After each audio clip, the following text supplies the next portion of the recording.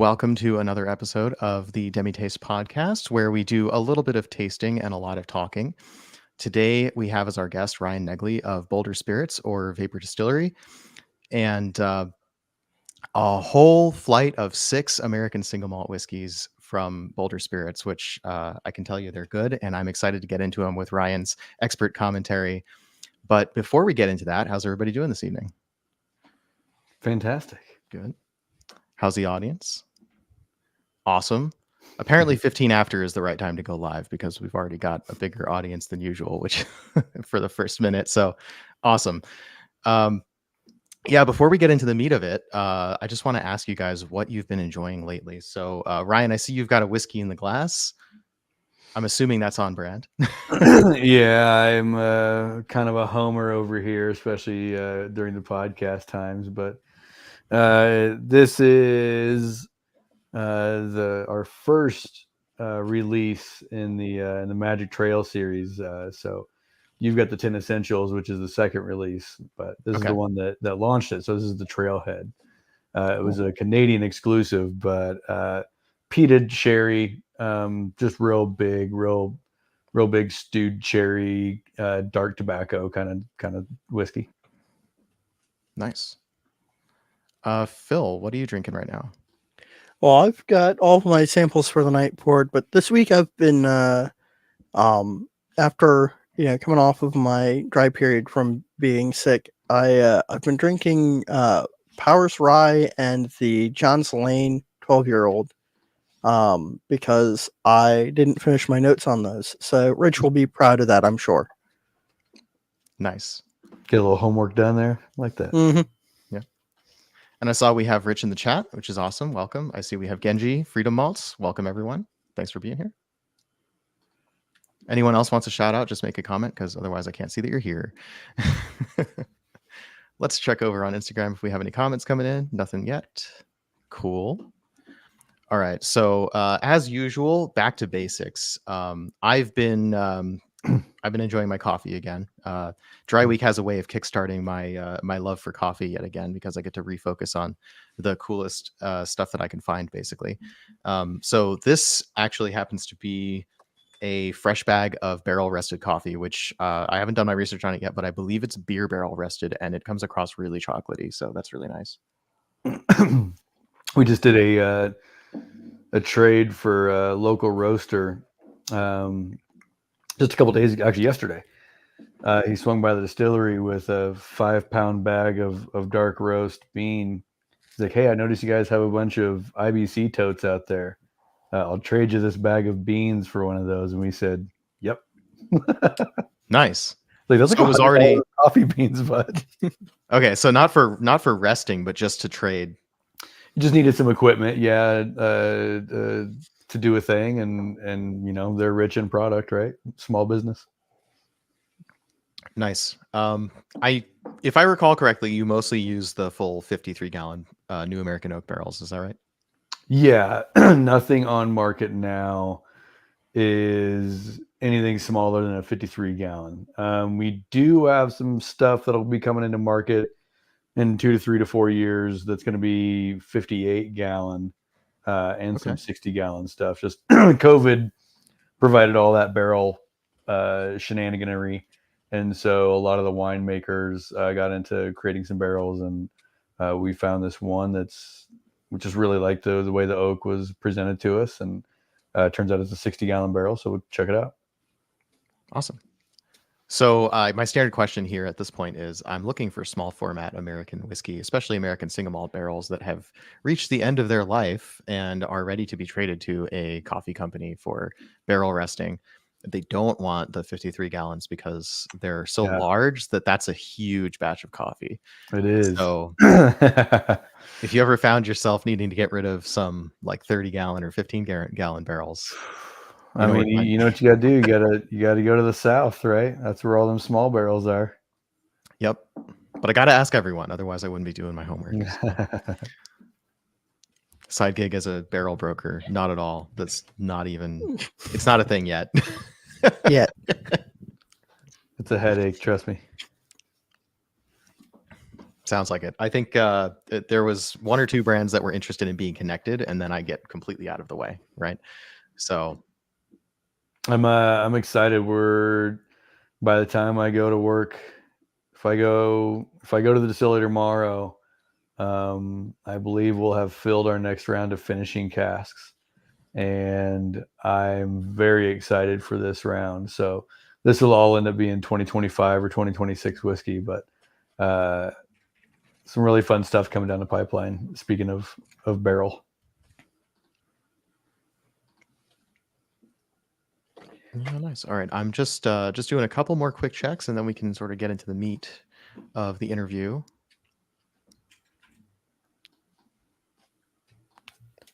I do have a barrel question. Yeah. I know that you use primarily or almost entirely new charred white oak barrels. Yep. Do you have any plans in the future for utilizing second use barrels in your single malt? Yeah, everything you'll hear me talk about tonight will be about the level 3 char and about the use of virgin fresh oak to kind of define our American single malt whiskey. And in 3 to 5 years, will adapt that conversation to say the American single malt whiskey spectrum has grown so vastly wide that we too are even playing around in the used oak, blah, blah, blah, blah, blah. Of course, we finish, and it's all used oak, but from raw spirit into used oak, we're only 2 to 3 years age time into that experiment. And that's going to be a 7-year thing. So, like I say, we're 3, 4, 5 years out. Mm-hmm. Nice. I'll let you know when the press releases. Awesome. Yeah. We can boost that for sure. We like doing that. All right. So on the note of what people have in their glasses, Rich has an Irish in the glass, which is not surprising at all. Rich is our resident Irish fan in the Whiskey Lodge, and also a fan of the show who's here with us almost every week. So thanks for being here. And Freedom Malts Germ has in the glass the Lost Lantern 74.5 peated single malt. Oh, shit. Nice.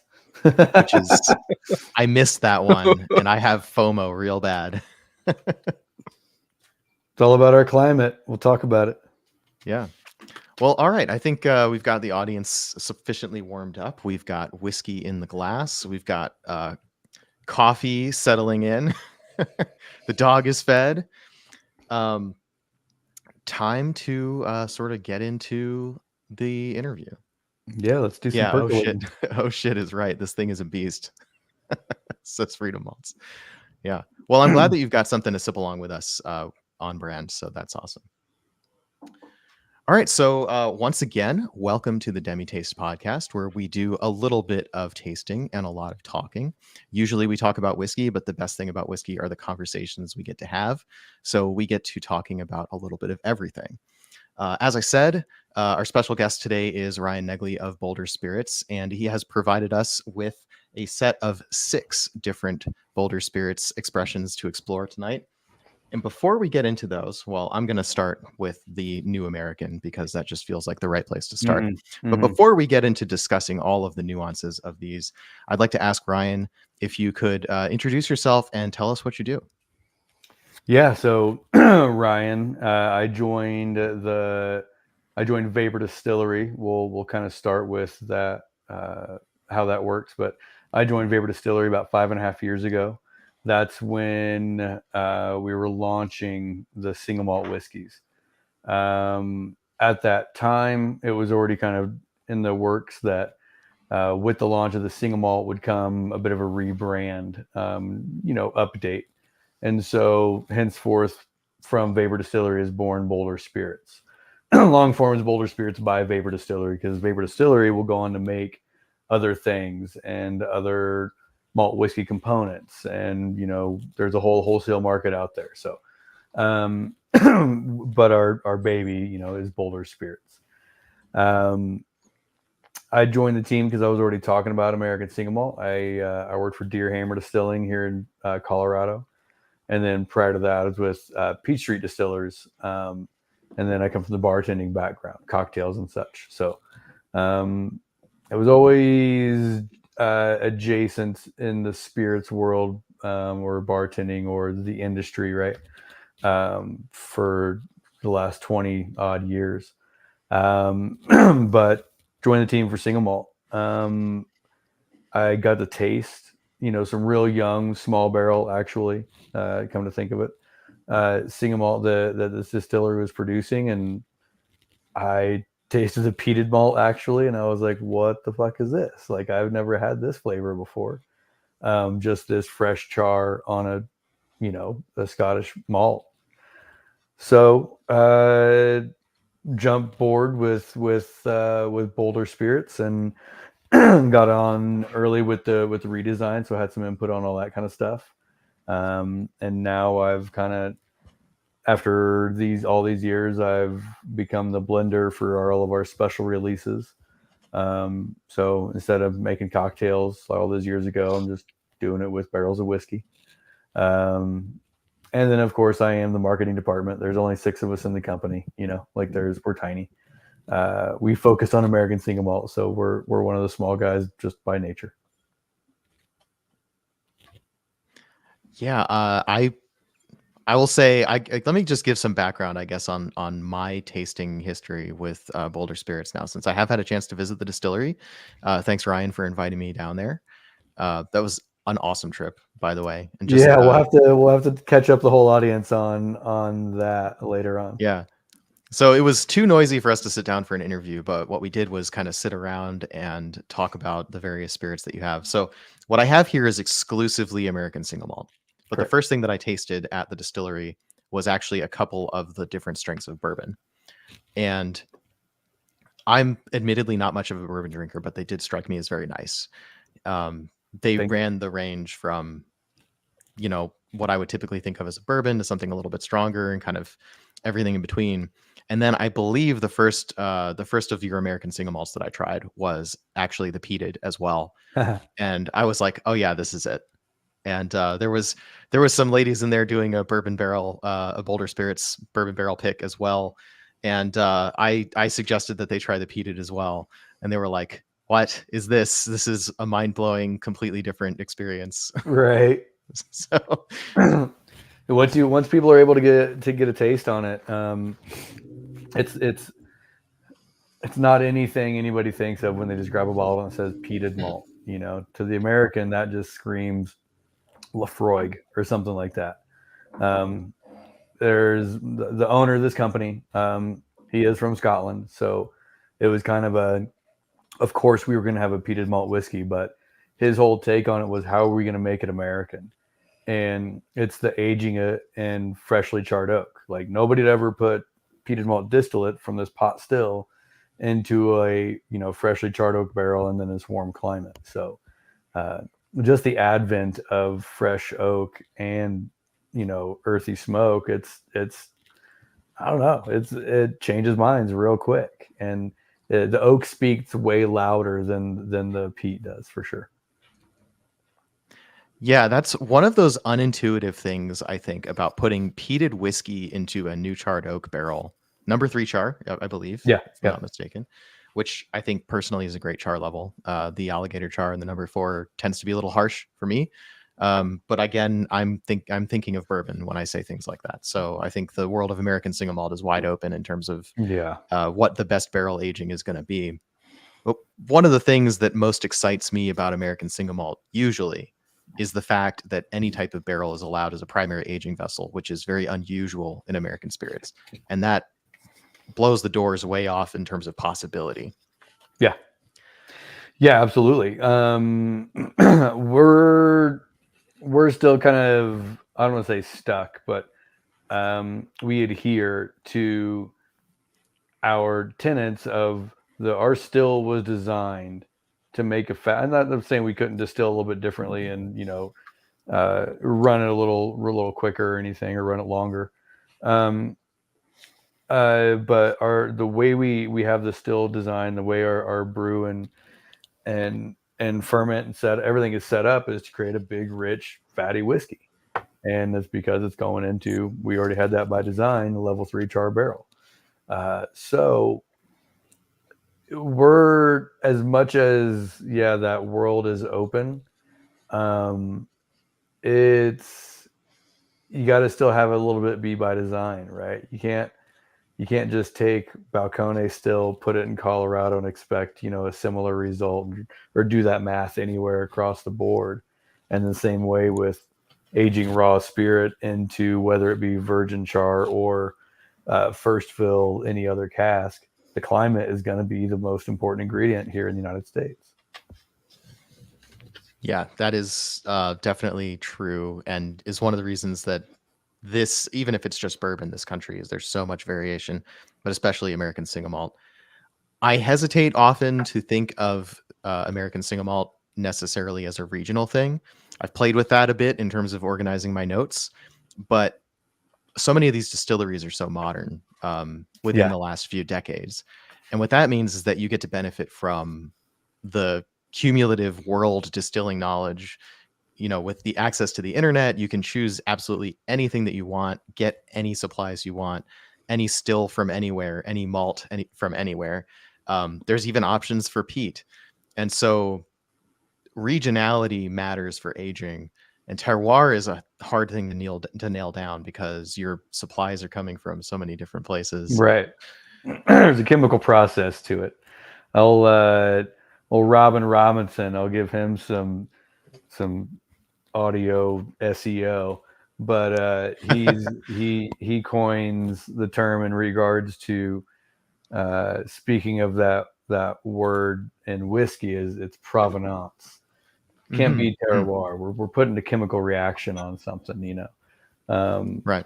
We can literally just, again, like not single malt per se, but have somebody else distill a wash and bring it in, and we can finish it, and we can still make wonderful spirit that way. But that chemical difference that just takes away a lot of that regionality. And it's it's too much. I hate the word terroir. I really do. People like Todd Leopold, they can talk about it because they're doing their very best to capture exactly that footprint that they hold on to it. For the majority of us, man, we gotta buy things, where we can save some bucks, and it's not always 10 feet down the street. Yep. I usually avoid that hot potato of terroir. It is it's one of those words. It's like smooth, right? Like it's not a helpful word, and everybody dislikes it because it means too many different things to too many different people. And terroir is kind of the same way, a little bit more highbrow of the same idea, but it gets you in the ballpark of what we're talking about in terms of where things are coming from and what actually has an effect or not. And I think the point remains that you can make any choice you want because the world is built such now that you don't have to be restricted to the farm down the road. So I guess I wanted to touch on a number of things, and I'll just bullet point them now. So first of all, your founder, Alistair Brogan, is from Scotland, came to the US, wanted to make an American style, something like Scotch, more or less, as I understand it. Yeah, he wanted to make single malt whiskey. In order to do that, the idea of craft distilling in Scotland 20 years ago was, you had to have a lot of capital to start that. Kept an eye on what was going on in the United States, and a lot of people were doing it with a lot less capital investment. And so his wife is also American. Made the transition a lot easier when she's saying, I'm really sick of this rain every day stuff. How about we go somewhere it's not raining all the time every day? And so got to carry the dream of distilling and to a more economical place that is the United States. So I guess with that in mind, with all these questions of like, where do the things come from? Would you mind kind of taking us on a virtual tour of the distillery in terms of the kinds of things you discuss, barrels, stills, the source of barley? I'll tell you what, I'll give you the podcast fairy tale folklore version. Okay. So here is Alistair Brogan and his wonderful wife and his two little boys, now at I think under 1 and just under 3, right? Just two little tykes.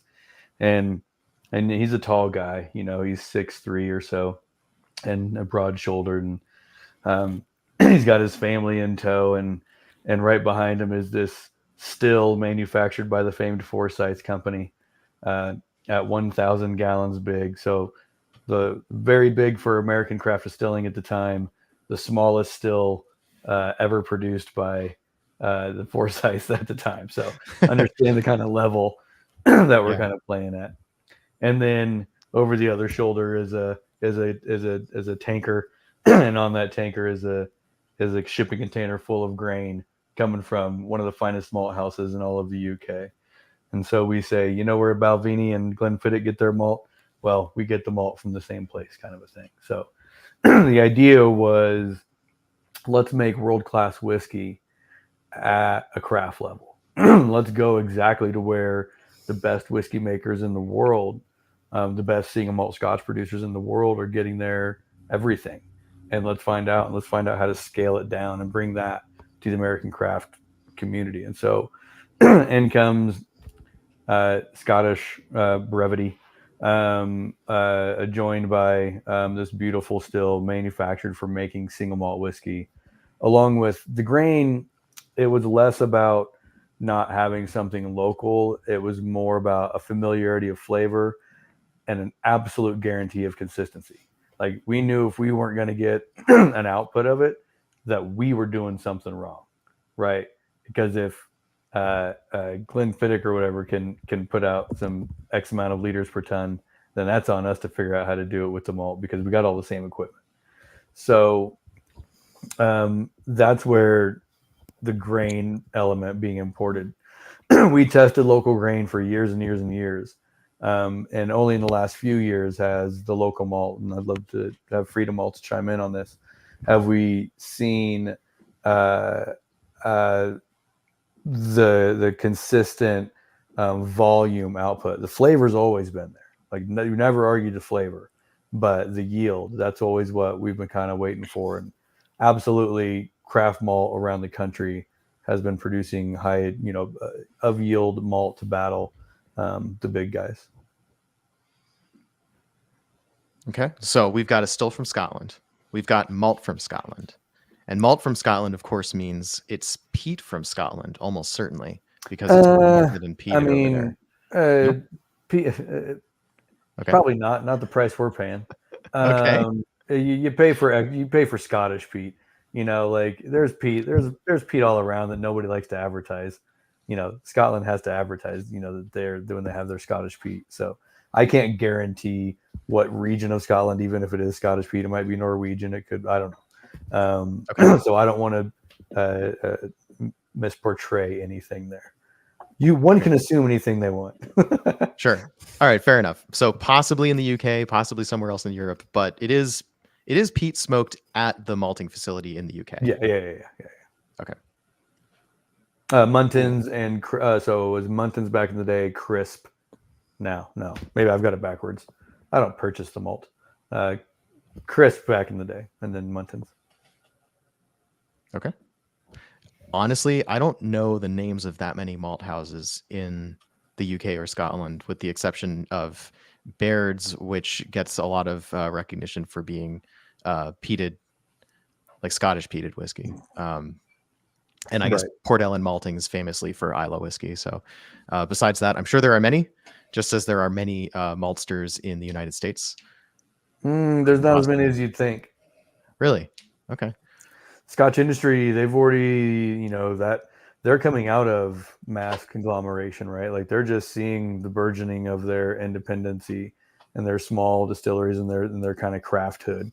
Whereas the United States, we kind of started that stuff. Well, craft beer helped start that stuff for us, a long time ago. But again, just doing business in small countries, it's harder to do it in a craft level sometimes. Our country is huge, like, we have just so much land to work with. So it's different business ideas over here. Yeah. To clarify, you meant not that many maltsters in the UK. Correct. I imagine. Because in the United States, I'm fairly certain there's a lot of them because there's so much Yeah, craft yeah. beer. I mean, the Craft Malt Yeah. Guild probably has, I don't know, 25, 30 or so. Yep. I hope I'm right. Possibly, you know, every one of them was, as far as I know, right? Possibly every single one of them was at ACSA, but I don't think so because they have a whole conference. No, because they had the Craft Malters Guild just a week Yeah. prior, I think, in San Diego or something. Yeah, that was one of Again, those things where I was Freedom like, wow, Malts if I are wasn't probably about to fine. go to Denver, I might have actually We'd love to make gone something to that one. align with that, you know, with Root Shoot Malting being up the road from us to do an American Single Malt and Craft Malt thing, but that's in the daydream cocktail napkin kind of pencils right now. Yeah. So, since you brought up Root Shoot, let's talk about that a little bit. So, Yeah, you've totally. got a fairly small. I mean, it's a large-ish still for craft, but it's a Right. very small for size still, as you said. And you've got an entire brand with Vapor Distilling produces Vapor Distillery. Is it distillery or Vapor distillery? Distillery, yeah. Yeah, Vapor Distillery produces all these American single malts, at least a few bourbons, some white spirits, a portfolio, a large portfolio, as it were. And you haven't got that much still capacity. And yet, as I understand it, Root Shoot Malting also contracts you to distill their single malt as well. So how does that whole thing fit into the capacity planning and the schedule at the distillery? You know, we don't have a consistent distilling schedule. When our still was put in place, it got put to work pretty quick, but because we import the malt direct from, we don't use a broker in between, just we import direct from the UK. So we have to get 18 to 20 tons at a time. So when we're distilling a lot at once. And again, we're a small company. We don't have the capital to put down, you know, thousands of barrels a year. So we can only put down a few hundred barrels a year just based on our own business model.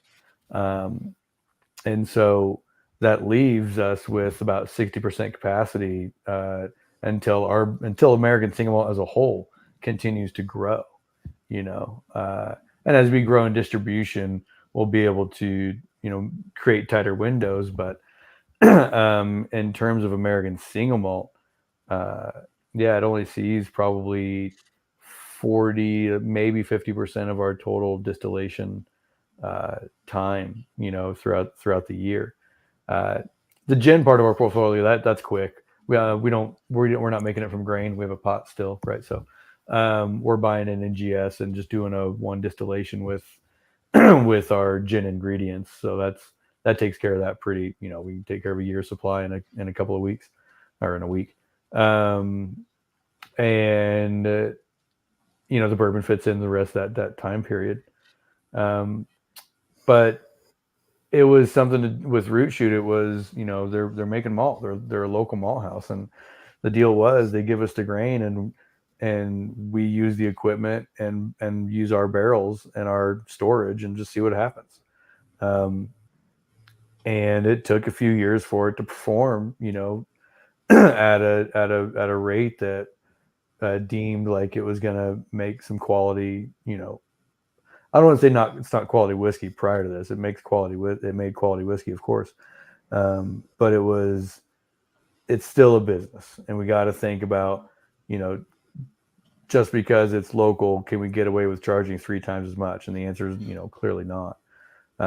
But as we began to really work with it and find out how much flavor this stuff has, and how fun it is to work with and how well it plays, and, you know, in its own climate, right? Like, this is the closest thing to terroir that we've really touched on is Root Shoot's grain going through our system and aging, you know, 20 minutes down the road from where the seeds were coming, you know, put in the ground. So we're excited to see how it's going, but it was certainly a lot of work in the early time, trying to learn how to work with that at that time, those early times, just a bit more of an inconsistent grain.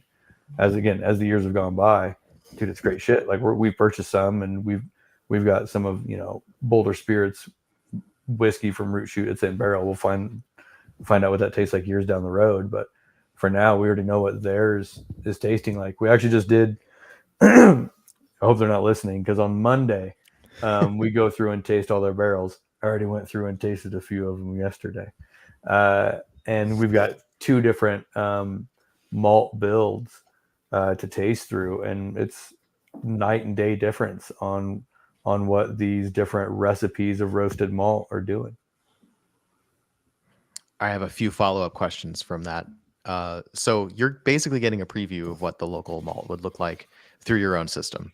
Yeah. You're distilling to their specifications, of course, but like you said, it's your equipment. Obviously, Root Shoot Spirits is already its own brand.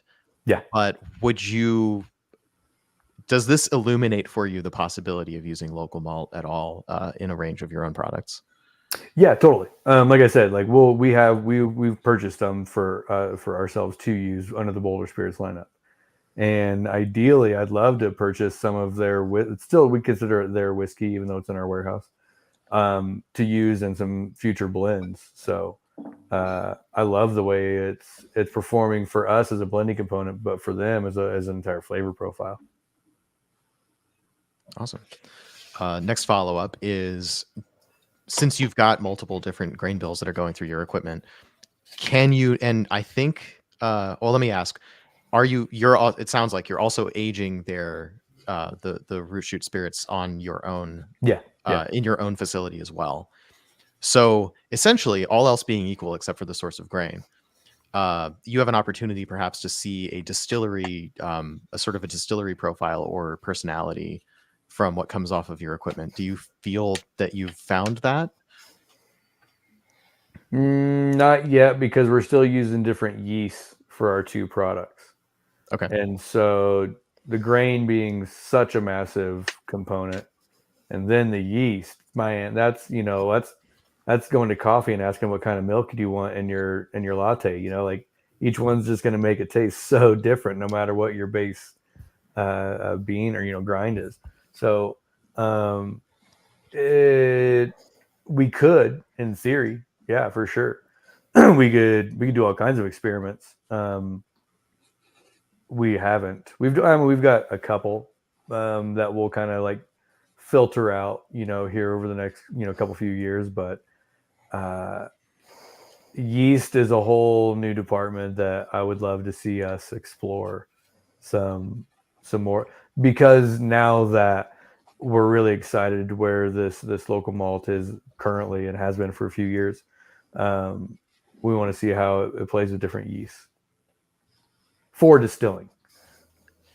Yeah. Versus Awesome. brewing, right? Let's just keep going down this road. So yeah, I wanted to ask you what you felt was the most important contributing factor. So like you said, grain is really important. Yeast. Sounds like your answer is that's the second most important thing. I'm still going to say the climate is the most important thing.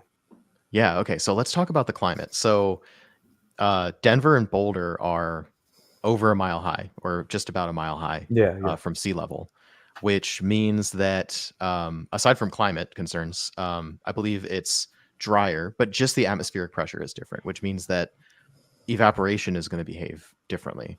Correct.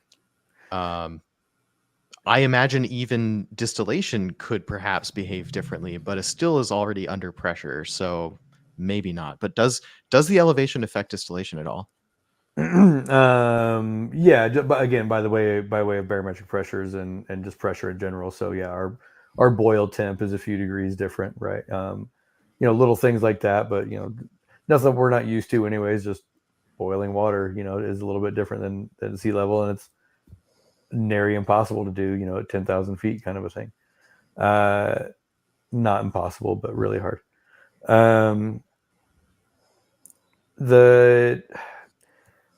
Just the pure fact of, and I'll steal a little bit of Mark's favorite word from Del Bach, and say diurnal shifts, but our daily, swings in temp are just incredible, because we're still a very arid climate. It's not exactly high desert, but it's super, super, super dry. And we've got these huge pressure systems that, that are blocked or get pushed down faster by this big range of mountains that we're all kind of covered up next to. And we get these nutty, crazy barometric swings. Those swings are breaths and they're swells and how our whiskey reacts to the oak and its oak impact. And I will never say that Colorado whiskey ages faster. That's a dumb thing to say. But it ages differently. And we have a very, very unique flavor profile throughout our region because of the way that our climate interacts and the way our climate makes our distillate interact with our oak. Nice. So I'm not super well versed on Colorado distilleries, but at least there's Stranahan's and there's Boulder. Yeah. I think there's a common thread a little bit between them compared to, say, sea level distilleries, or let's say just pick a region, Pacific Northwest distilleries. But I haven't tried everyone in the region. How would you describe what they have in common, if it's something in terms of flavor profile that you could describe? We get a barrel spice, not a grain spice, and not an ethanol spice, but we get a barrel spice at the kind of like this 4-year mark that you don't see coming out of Midwest until like a 5 or 6 area. And we get the incredible loss. Unless you're humidifying your warehouse or doing some sort of barrel treatment, you're seeing just a lot of loss. And so what that means is obviously we're getting a lot more higher proof activity and solvency, with that oak, with alcohol more so than water, unless you're going in at a much lower proof, right, to help mitigate that. So again, we're aging differently because of how our dry climate is creating this internal barrel activity. There's I don't want to put flavor into people's minds, but there's certainly an underlying kind of darker roastiness, like if coffee had we're not a breakfast roast level, like we've just got a faint coffee kind of slightly more than that roast level at a certain age point, like we get to that quicker. Maybe there's just certain chemicals of oak that we're touching on and they're being pulled quicker than other, or maybe certain esters are happening quicker out here. And of course there's certain esters that we're not even going to be able to get to, because our whiskey at 10 years old so far, I haven't tasted one that's been great. I think we're seeing, maximum, we're saying really great, fantastic oak activity at the 6, 7, 8 year mark, and 9 and 10 is starting to get a little bit, sketchy for a lot of us.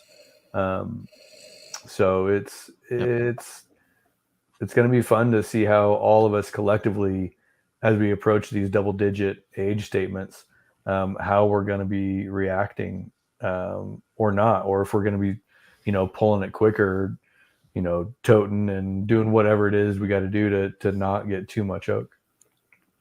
Yep. Freedom Maltz has asked the question that I also had on my mind, which is, so I'm guessing that your proof tends to go up in the barrel based on the fact that his Lost Lantern is almost 75% alcohol. Yeah, quite a bit. So that barrel is very specifically, that one was one of our early barrels. And so early on, everything we did was 125 then. So it's 125 proof, like, all the way. And so, there you go, barrel entry proof. So the first 2 years, everything was 125. After that, we started to reduce it. And so for the last 5 years or so, we've been between 115 and 120 on barrel entry proof. But I know for a fact that Lost Lantern cask, that was a 125 entry proof.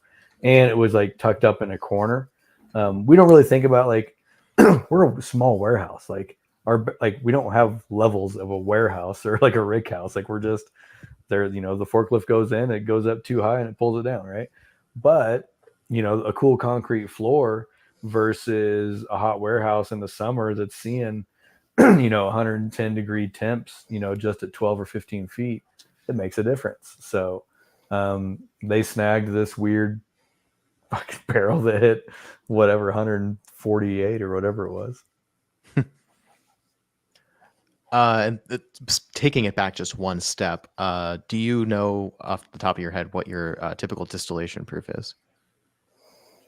Oh, we try not to go above 140. Okay, so kind of on the low side, I guess. Yeah, or lower than you could if you wanted to go higher. Oh, well, yeah. I mean, of course, you're allowed to go 160. Nobody does that, I hope.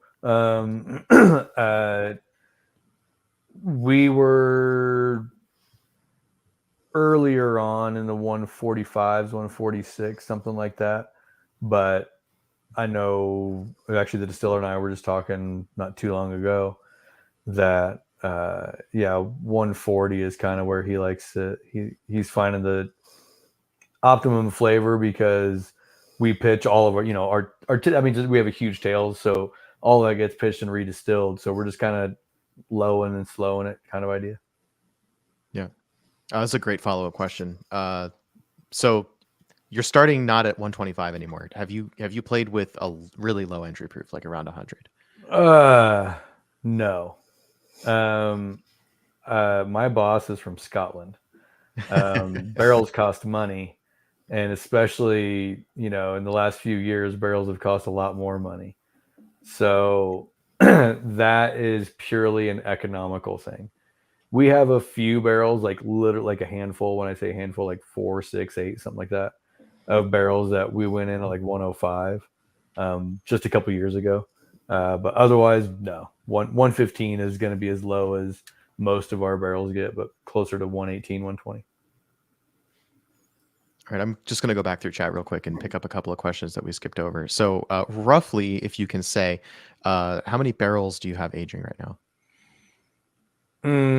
Total in stock under the Boulder Spirits name, about 850. 850. Are they all in the distillery that I saw, or is there? No, you can see about 500 of them, and 600 of them or so in the distillery, and then we have a offsite aging warehouse about 20 minutes up the road. I'm trying to, like, if I was looking at 600 barrels, I'm trying to figure out how they would have fit. Yeah, you never really went through the door on the other side to see the rest of the barrel warehouse, and then in the back. That's what it is. Okay, so there's another room I didn't see. Okay, that makes a lot more sense. I was going to say that looked like that was a hectic day when you were up there, man. It was a hectic day. Okay, cool. So that's a fair number. What's your production capacity in terms of barrels per week, or whatever similar number you like to quote? If we were cranking full time, 2 shifts, we'll just say, because no use in doing 3 shifts because we don't have enough ferment tanks. But in our current setup, we can put out 750 a year. Okay. Do we? No. No way. You know how much money that costs?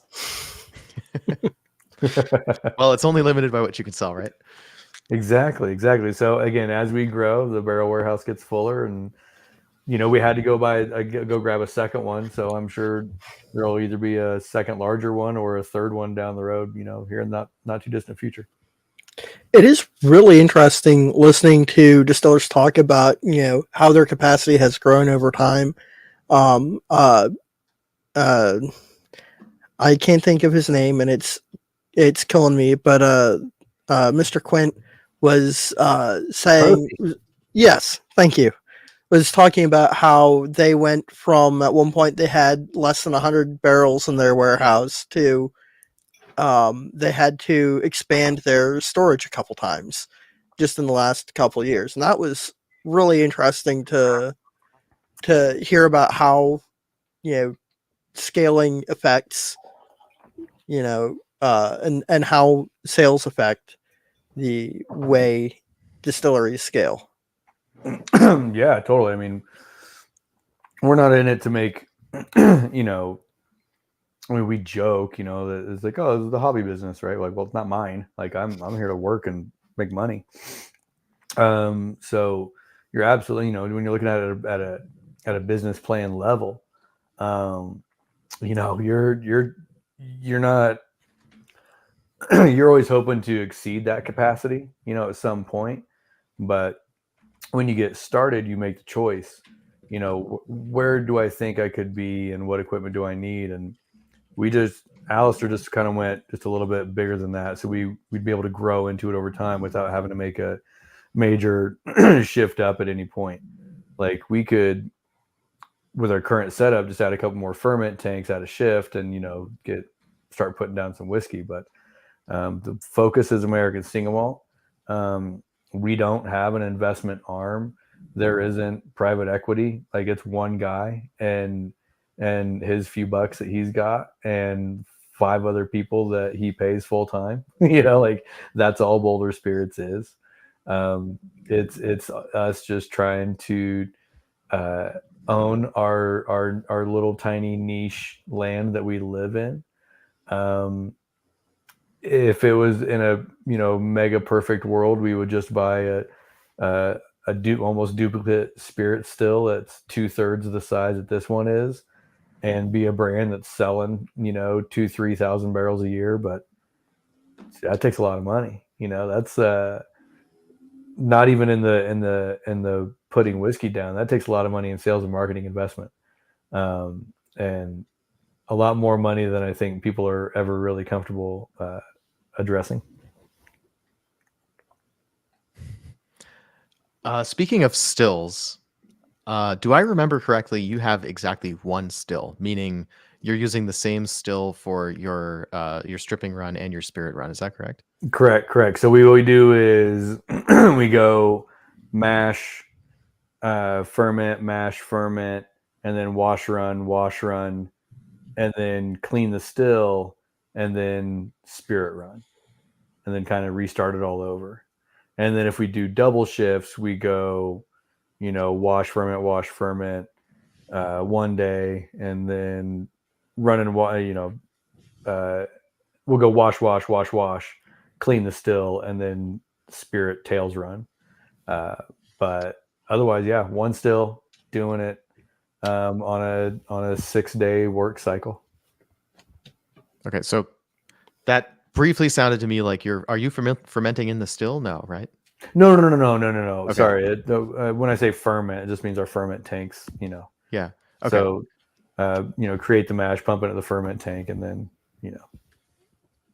that would be wild. I wonder if anyone is doing that. Just like ferment in the still and then turn it on. There's probably all kinds of problems with that. No, you gotta get it off the grain. I think that's a Reddit, subreddit, the home distilling question right there.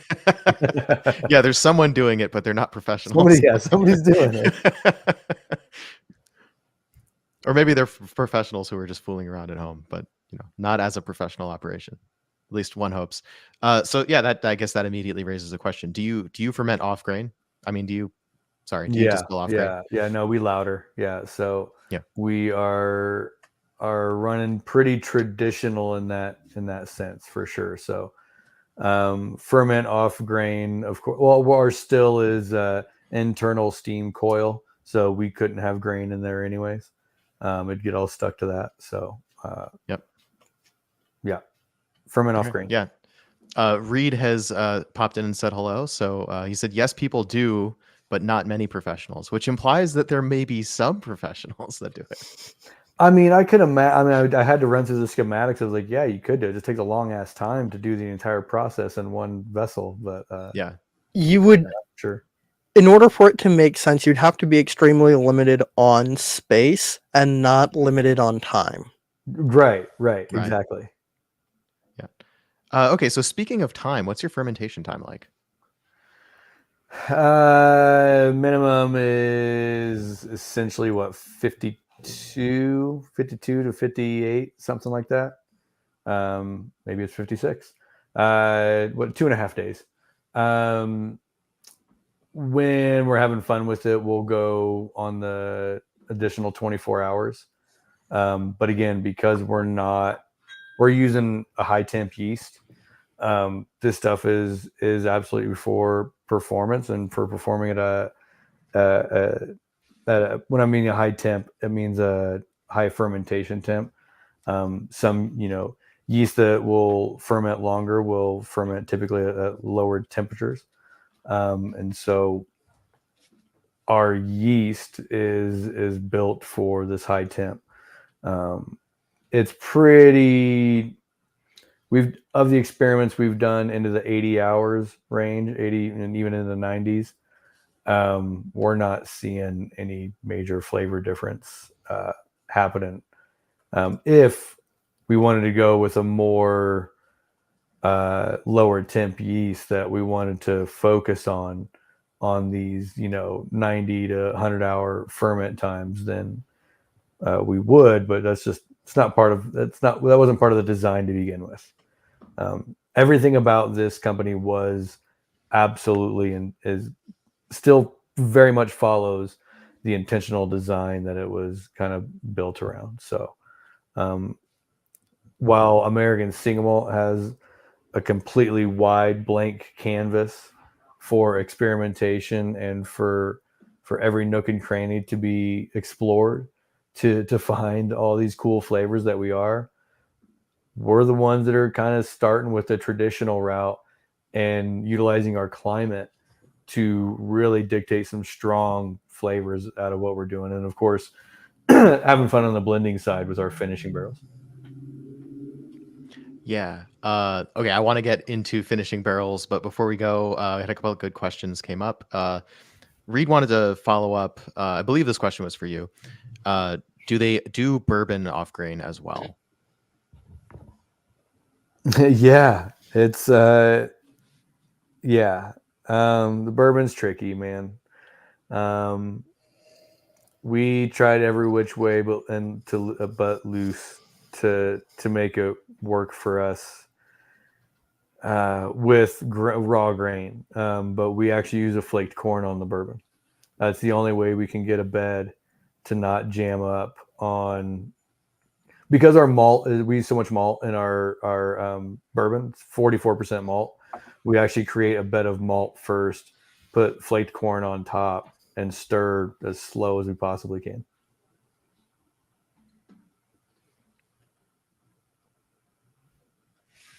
Interesting. This possibilities are going in my mind right now. That's a super high malt percentage in bourbon, which I'm honestly surprised because your bourbon tastes very bourbony to me, right? Your typical bourbon profile, which I take to mean basically corn, rye, and not too much malt, but there is a really high malt percentage in there. Yeah, it was very much Alistair trying to create a flavor profile to help bridge the gap. He didn't know shit about bourbon. He didn't really. That's not his thing. He's from Scotland. He doesn't care about it. Yeah. He kind of stumbled upon this idea of because back then, the most innovative thing was people talking about high rye recipes. Talk about 12, 13, 14, 15 years ago, whatever it was. And so the idea came out of you like malted barley, just make a high malt recipe. You're already buying all this malt in, go ahead and use that as a flavor profile as opposed to just needing it for a conversion, especially if we're in hindsight going to use a processed corn. Rich, while I agree with that sentiment generally, I'm not going to put that comment up so we can keep it positive. Reed comments that sounds like really long mash days, and that's kind of what I have in mind as well. It sounds complicated. It's lots of steps. Once we got it down, we got it down. It's not a big a deal. All right, so I can't make my brain stop thinking about the math. So 44% malt plus a minimum of 51% corn means and 5 rye. that so you've got 5% left over to play with rye. Okay, I call that a tickle of rye. Yeah, do you find that little pinch of pepper in there makes a noticeable impact on the flavor? I would like to think so. Like I would certainly like. I would like to think that my palate isn't just completely made up. I enjoy whiskey outside of my own. Like I've been drinking whiskey for a very long time. I like all kinds of whiskey. So when I very first tried our whiskey, it was only our bourbon whiskey. It was only a year and a half old in a small barrel. So it was kind of you get the idea of what that whiskey is. And as it develops, especially like the 3-year big barrel mark, yeah, I would like to think that that's absolutely just this little, not a barrel cinnamon spice, but I don't know. There's I don't even want to say cardamom, but there's a certain kind of like fun herbal note that I can't help but think that's absolutely that just little tickle of rye. Yeah. You mentioned earlier a barrel spice that comes in from aging in the climate. So that's, I guess, covering some of the gap, perhaps. You wouldn't necessarily miss the spiciness from having the lower rye, I guess. That's a good debate too. I would love to try one of the bourbon focused brands and see if they've got an actual Colorado made high rye versus not. I think there's a distillery just across, not too far from us, Molly Brown's. Pretty sure they're making I know for a fact they've got a high rye, but I'm not sure if they're making another version. But that sounds like expensive experiments that you should fund. Well, I do buy a lot of whiskey, so I'm doing my part to fund the industry. Yeah, we love it. We love it. Yeah, no, I mean, I like it funding the absolutely. industry Of so course, much. it's going to have an impact, but I would be curious as to what what your real question is that our like kind of barrel spice note that we get, if it's accentuated with more or less rye. That'd be great to know. Yeah. Yeah, so we've talked a lot about potential experiments. Do you have any fun experiments that have been done intentionally or unintentional? Again, we're pretty by design. I bring the most amount of kind of off the beaten pathness to the brand that we get to have, and that's still asking a lot. We're finishing it went from originally we were like, oh, we just need a line extension, right? We got to have our flagship, we'll have our peated malt, and then we have to have a finished whiskey, because that's how brands work, like malt whiskey brands kind of a thing. And that was kind of back when we were really subscribing to the idea of we had to fit a mold of something, right? Like we had to go and compete with the Joneses, that are actually owned by these massive, global drinks brands, and we just don't have that kind of market capability. So let's just play our game. And so bottled and bond was super important to us. It doesn't seem like that big of a deal for single malt to have that nomenclature, but it was a really big fucking deal for me to put bottled and bond on a single malt whiskey, just to really drive it in when an American whiskey consumer is on the whiskey shelf and they see bottled and bond on a label. That means more than just, whiskey. It means more than whatever single malt, whiskey means in the United States. It means, that those marks of quality that we all still believe. So that was super important. There was a time a few years ago when Alistair accidentally showed me the sheet of like, the finishing barrels that were available to us. And I was like, what the fuck is this? Like, why don't we get 2 of everything? And he's like, well, I'm not going to get 2 of everything. Like, what are you going to do with it? And I was like, we're going to drink it. It's going to be amazing. And luckily he's like, you get a couple of things. do a couple of things. And so we started getting with a couple of things, the classics, port and sherry, and putting out some single cask releases and doing things like that. And then we started to kind of marry and play around. And then, then came the time when we got some, Armagnac casks offered to us. And I said, yeah, go ahead and send them. I'll ask Alistair later, like kind of a deal. And it's like, oh, you've got some Muscatel casks? You betcha. Send them on in, Yeah. And now it's to the point, and I think Murph knows better than anybody right now in the country, Cedar Ridge, is, the power that you have, these little paints on your palette that you get to kind of create these pictures now. And so that 10 essentials that you've got there, that's an example of Armagnac finish plus PX sherry finish plus tawny port finish, all married together with some straight single malt, some 5-year straight single malt back ended to it. Yeah, I feel we've been dancing around flavor notes for a while now, and I think we're getting well into the place where we should actually start discussing what we have in our glasses. So yeah, totally. What is in we've your done system? a lot of talking. Did you have like 6 different glasses in front of you? I do, yeah. So I've poured them all already, so we can bounce back and forth between them, whatever makes sense.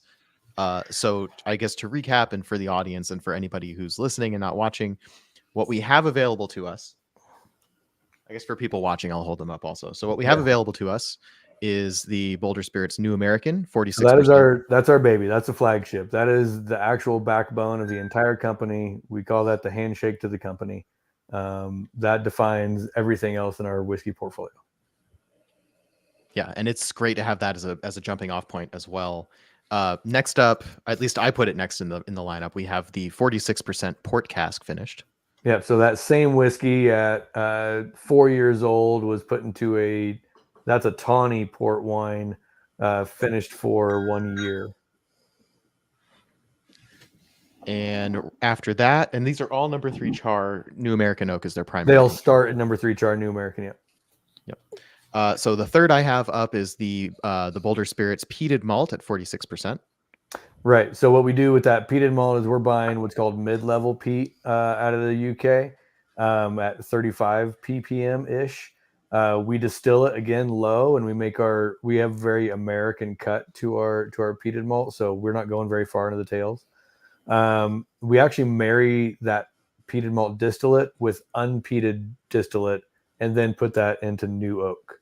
So we don't know if we're actually cutting ppm or not, because we don't know how the dissipation of ppm really actually works, because we're not scientists. Yep. But we are diluting the actual spirit with unpeated malt spirit. Okay. Interesting. All right, we'll come back around to that. Yeah, I'll say that the peat is definitely noticeable, especially if you've just been drinking completely unpeated spirit, the bourbon and the American single malt before that. You can definitely taste it. Yeah. Put it up next to heavily peated whiskey, and it's very soft indeed. Yeah. But we'll come back to that. So just going through the lineup a little bit more. So next up, we have the 10 Essentials, which is bottled at 49.5%, which is an interesting proof. Yeah. So our Magic Trail series, that's the edition number 2. And so the most important thing you can do after a long hike is drink water. And so that's mostly water, because it's 49.5%. There you go. Okay, that's actually really clever. I like that a lot. So next up, and I'm going in basically proof order, then age as a secondary factor. Sure. So next up, we have 2 bottled in bonds. The first one is it's written on the front label, bottled in bond, obviously 50%. Correct. So yeah, that red label at 50% ABV, obviously we pig barrels are all the same season. I can tell you for a fact that's 5-year-old whiskey in there versus being the standard 4, but we weren't going to print new labels. I was wondering about that, so that's nice. And then, and of course, because the next bottle does beg that question, and what's written on this one, it's 50%, and it just says aged 7 years. But if you look closely at the label on the back, it does say that it's bottled in bond as well. Correct. And so we've got our DSP on the bottom of that label as per law for any bottled and bond product. On the back. On the back. Yeah, if you notice, yeah, everyone's got to have a DSP on the non-bottled and bonds. We don't put the DSP.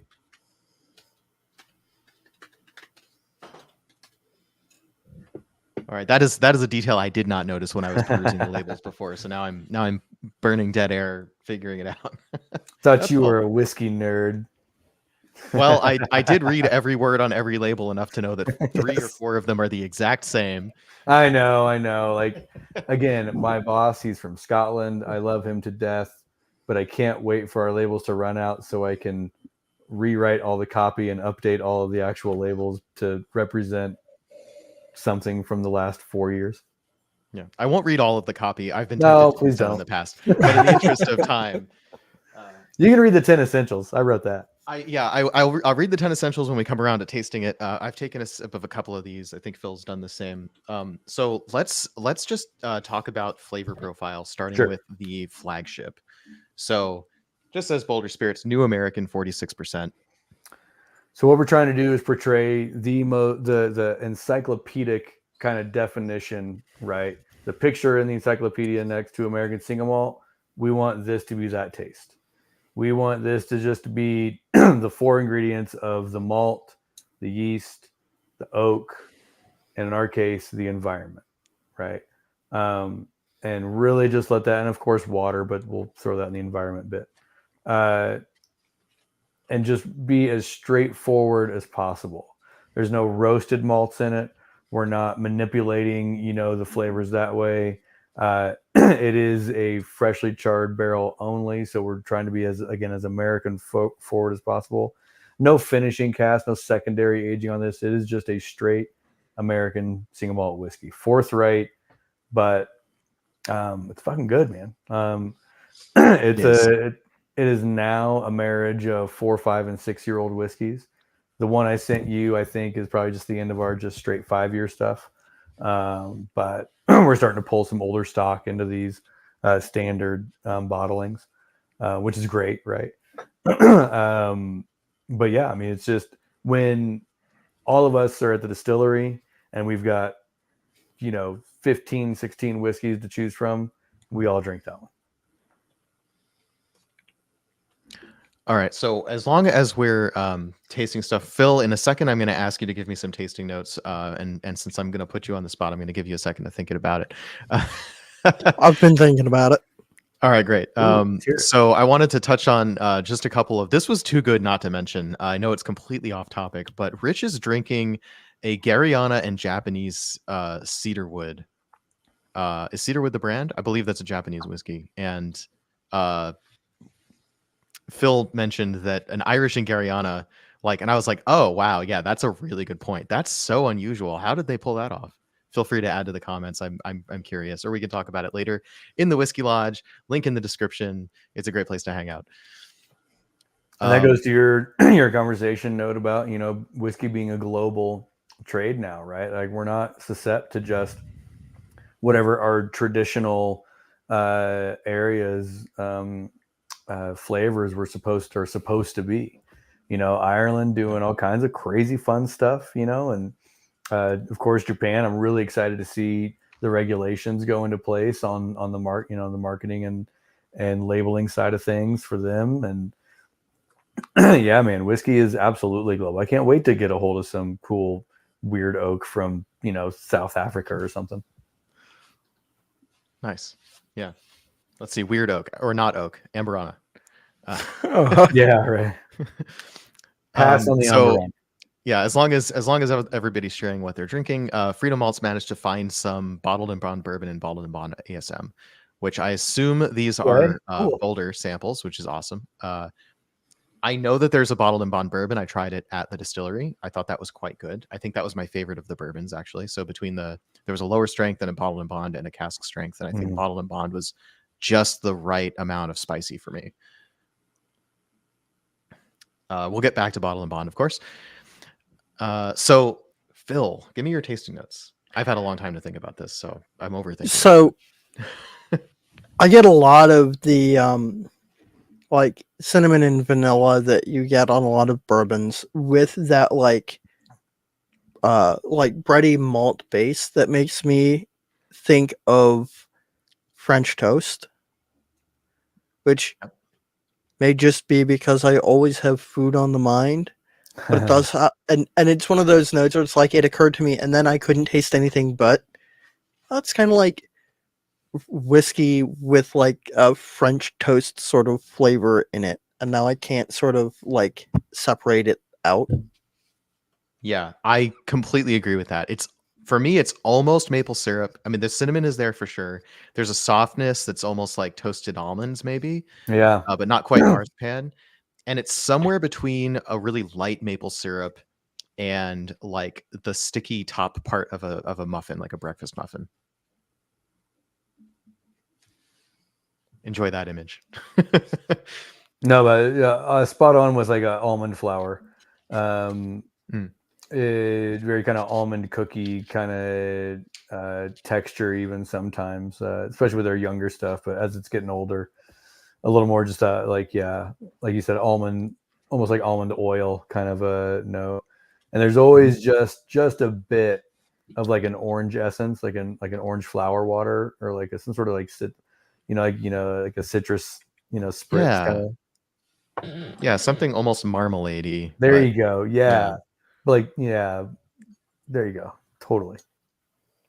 Yeah, that note about almond oil. I have a body wash that's almond oil scented, and when I lost my sense of smell in COVID, the first thing that I lost was the almond oil. And it was also like the first thing that, like, when it came back, I'm like, okay, I for sure have my nose back now. And on that day, I tasted a whiskey, and it was great. It was glorious that my palate had come back. I can't wait to see one of your animator friends draw that scene for us. See, that's what I need to do. Yeah. If anybody's watching who wants to volunteer animation skills or get paid in whiskey, yeah, like send me your resume. We need editors. We need any editor at all that isn't me, because it's too many hours.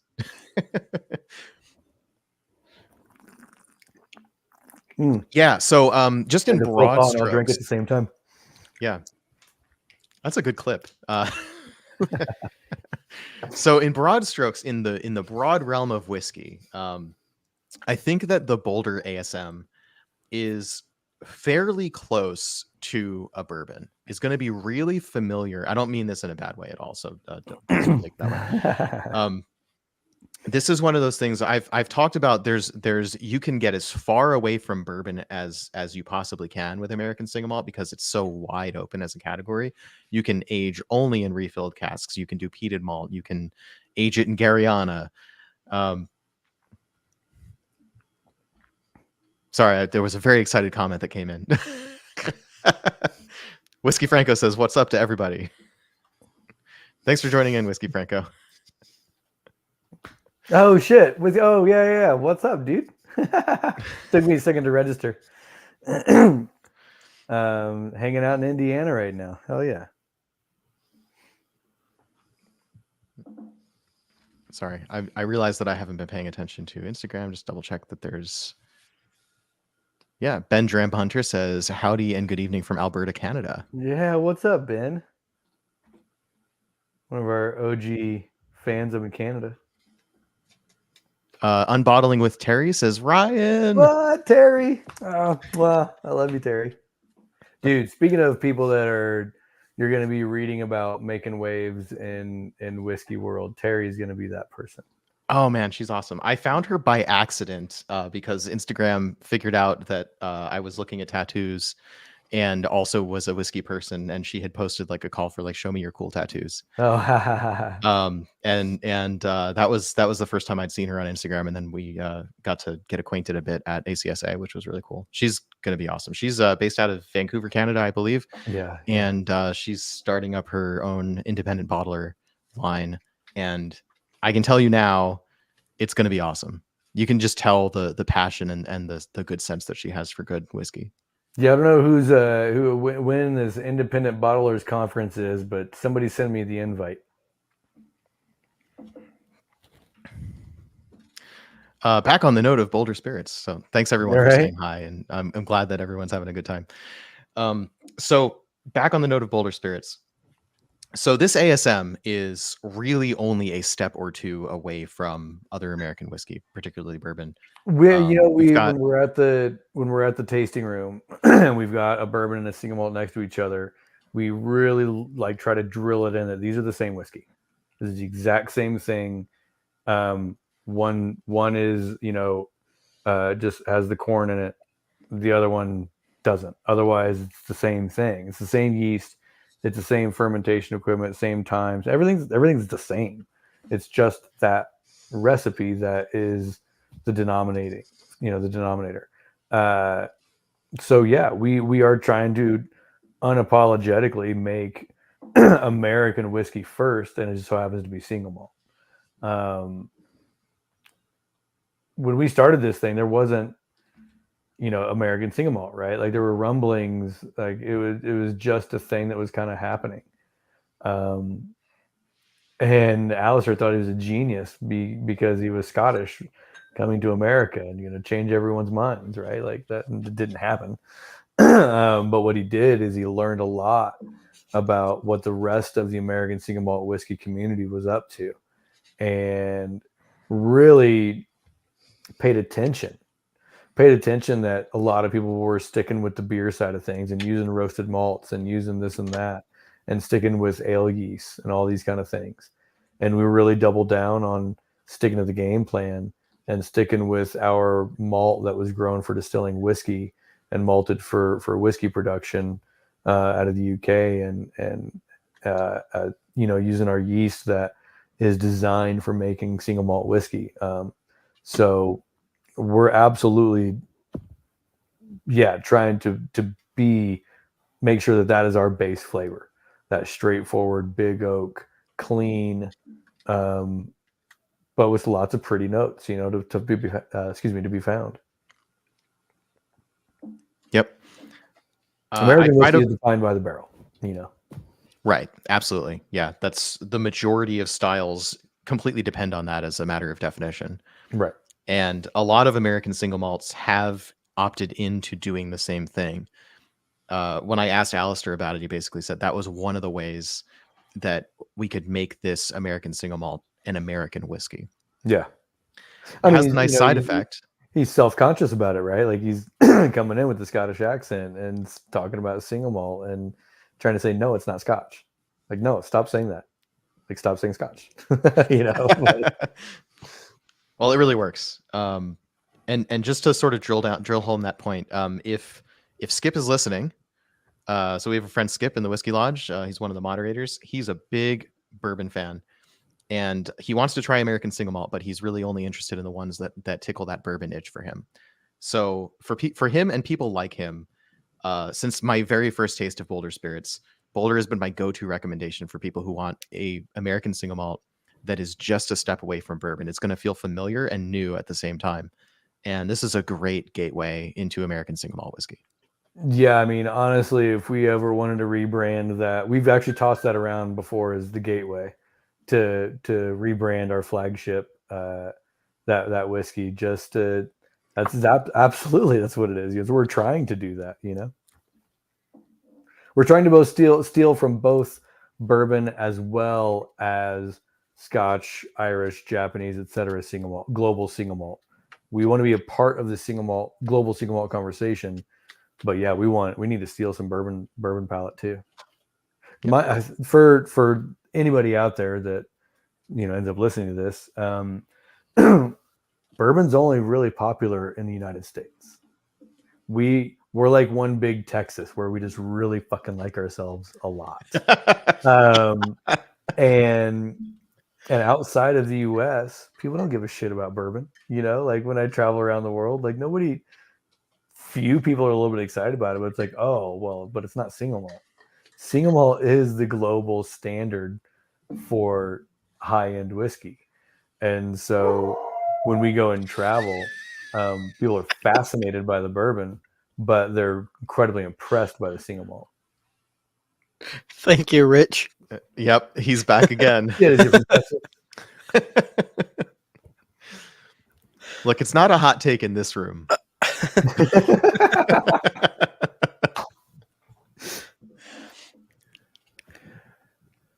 Yeah, so I was going to say it comes with the benefit that American Single Malt Whiskey, as a definition, is still pending. Yeah. So if you wanted to, I don't think you do, you could put on the label malt whiskey because this meets the entire definition of American malt whiskey. That's what Just we happens to be registered made- as. Yeah, just happens to be made 100% malted barley. Yeah, when I before I discovered Cumming Whiskey, who's visiting Seattle this weekend. which is very Jacob. cool. Love Yeah. Jacob. I'm in Seattle, by the way, so I'm actually going to go meet up with him at a distillery on Saturday. That's going to be a lot of fun. No which way. happens How to cool, be man. the anniversary of this podcast. And I'm going to try to wrangle him into doing some kind of an interview because it would be a shame not to on the anniversary of our podcast to record something. He's another one just out of the leftist of fields that has made an incredible impact on this whole whiskey boom thing in these last few years, and helped out a lot of craft distillers get some hype out about some whiskeys. So cheers to him. Yeah, cheers to him. Absolutely. So I thought myself before I discovered his Instagram account, I had taken a look at some TTB cola registrations myself. That is the 90th of websites, and I quickly grew impatient with it. Oh, I love it. I love snooping around on the TTB website. Oh, It's man. actually- the worst. Yeah, as a matter of fact, and this is why it's it'll so refresh everything.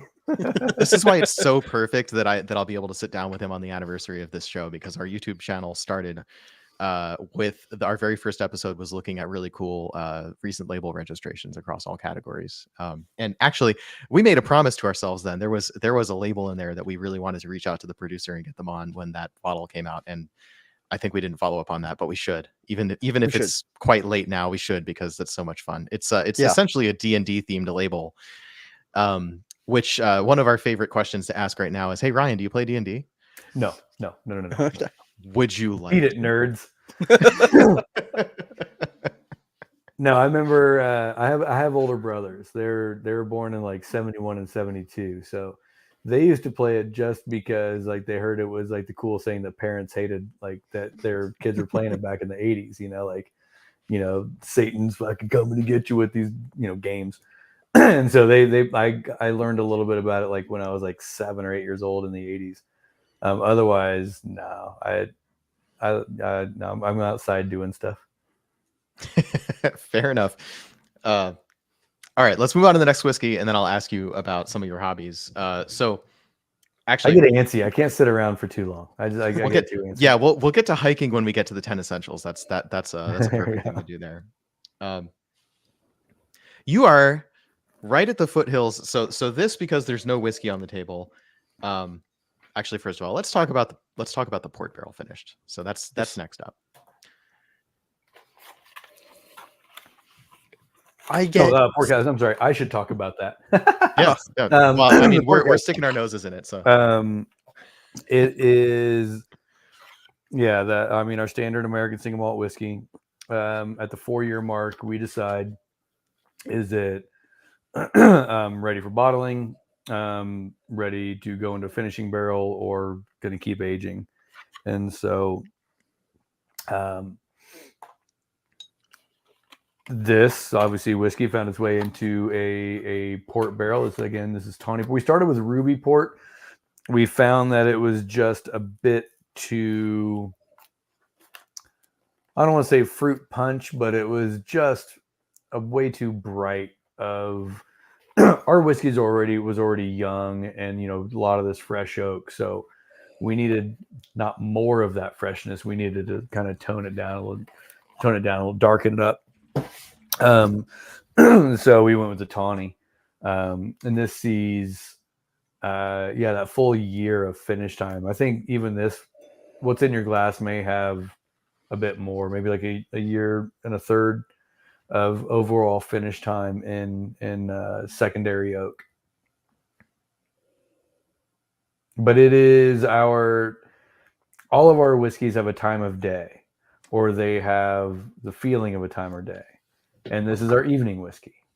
The port cast finish, it's affectionately, before the 10 Essentials came out, this was our cigar whiskey.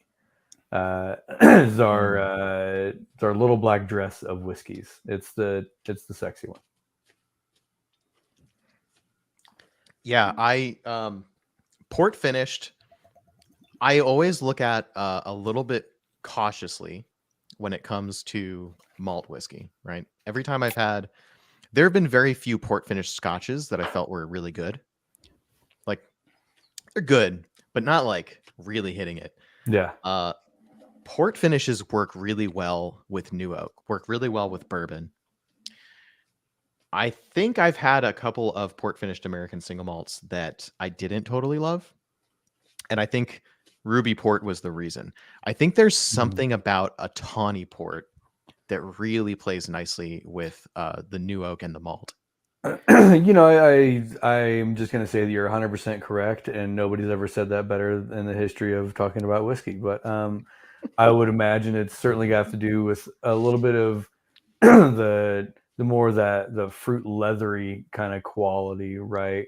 And past even the stewed fruit part, and really that dried kind of fruit, you know, just that tannin aspect to it, and a little bit of that tobacco aspect kind of idea, and it really helps match the depth, the amount of oak that's on our whiskey. It's that sort of depth and breadth of the like dried grape skins and the nice sort of like thick, I don't want to say oily, but there's more substance to the flavor that sort of melds with the oak spice and the malt base in a way that is better than like the bright trying to be the center of attention. So you have something that is more cohesive as a whole and less of a in your face trying to be a showstopper. Doug, you're now second fiddle. Philip now just described the best way ever of this port cask finished whiskey. That's why we have Phil on. The most important part of my job, our job, anybody at our distillery certainly, is putting out a product that's balanced. And if it's not balanced, find a way to balance it before we put our label on it. And cohesion, right? That's a huge part of that. If you're tasting two different things, if you're tasting port and whiskey, you fucked up. You know, it's got to be one cohesive unit. And so thanks. I appreciate that. Yeah, it's absolutely true. There's some, this is transformed. It's still clearly the Boulder Spirits American Single Malt, but it has transformed to something else.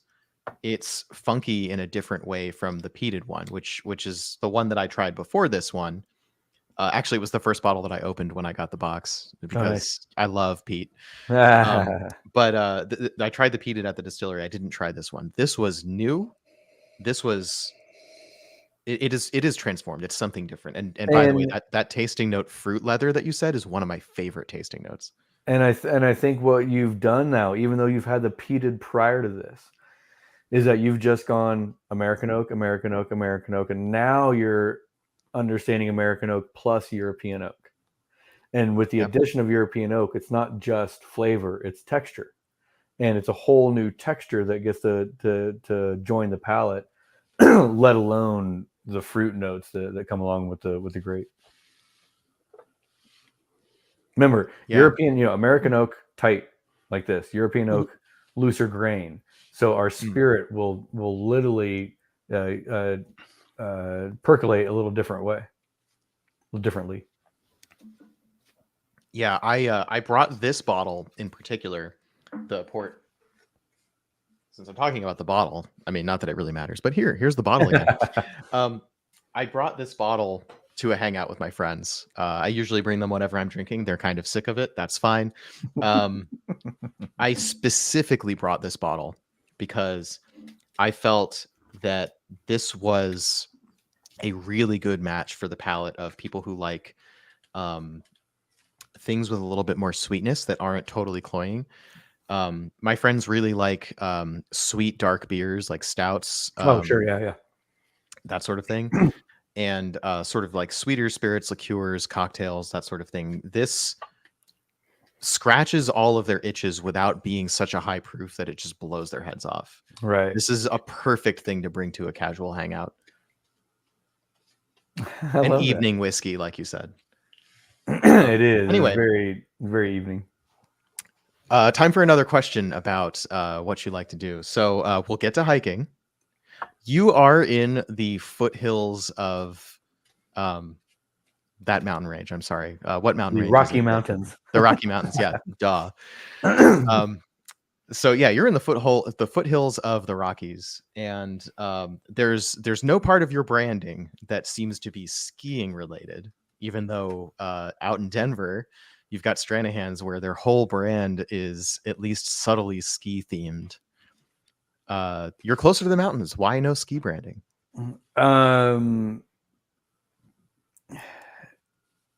don't want to say it's low hanging fruit, but it's also like, when we rebranded into Boulder Spirits, that's only 5 years ago. So Breckenridge is already an established brand, and they're in Breckenridge, right? Like there's all these ski towns that already have distilleries in them that they might not have the PR and reach that we have, but they're there. And so for us to say that we're anything skiing related, we're pretty far from being a ski town. And so that might be a moot point to anywhere outside of our physical 100 miles of like only people would understand what I'm talking about, like if you knew our actual location. But Boulder is the last fucking thing we're known for is skiing, like just because it's Colorado. Like I can go to Europe and people will be like, oh yeah, Boulder, it's in the mountains. Like, aren't you a ski town? Sure. Yep, that's what we are. We're absolutely that. But no, like we're not. Like it's just not what it's known for. And so honesty is a big part of our brand. And I don't want to go after this, again, low hanging fruit because it appeals to the Colorado, brand, I guess. There's elements, that we tap into, but they're elements that are real to us. The hiking part, that's real to us, Alistair, he goes ski. I mean, Alistair has season pass. He skis a lot, but like, it's not like, it's not his personality by any means. He's got some really cool, rad off-roading kind of stuff. And we'll probably do something for that. We're more of enjoy the outdoors as a whole, right? Like skiing can be a bit exclusive. Anybody can step outside and take a walk. Freedom Alt says, I'll say it. It's low hanging fruit. Yeah, we're in agreement. I still felt the question needed to be asked. There's only so many brands that can build a personality around skiing. So yeah. Yeah, and again, like we're not if Colorado, we're just not a ski town, so don't make no sense. Yeah. It'd make more. Speaking of the outdoors, to make like a granola bar whiskey than it would, like a ski whiskey. Yeah. So speaking of the outdoors, there's something in the outdoors that reminds me of whiskey, and the reason it reminds me of whiskey is because whiskey smells like it. When you go on a hike and you're in that sort of muddy region, sometimes you get a little whiff of peat. And we are now on the peated whiskey. I'm trying. That was an awful segue, but yeah, here we are. I appreciate the literal like mud dig. Yeah. But in honesty, I once went on a hike where we turned a corner in the trail, and I got a whiff of what smelled exactly like Ardbeg 10. And on the way back down, I got the same exact whiff of Ardbeg 10, and I will always remember that hike because when you've been drinking, I hadn't even been drinking whiskey critically for that long at that point, but when you've been drinking enough whiskey that whiskey becomes the sense memory that other things trigger, I won't say that's a problem, but it says something about you. You're specialized, my friend. You're specialized. All right, so we're on Boulder Spirits. The peat. Yeah, man, that peated peat whiskey is. I tell this story often, but the peat's that whiskey. That's why I work for this company.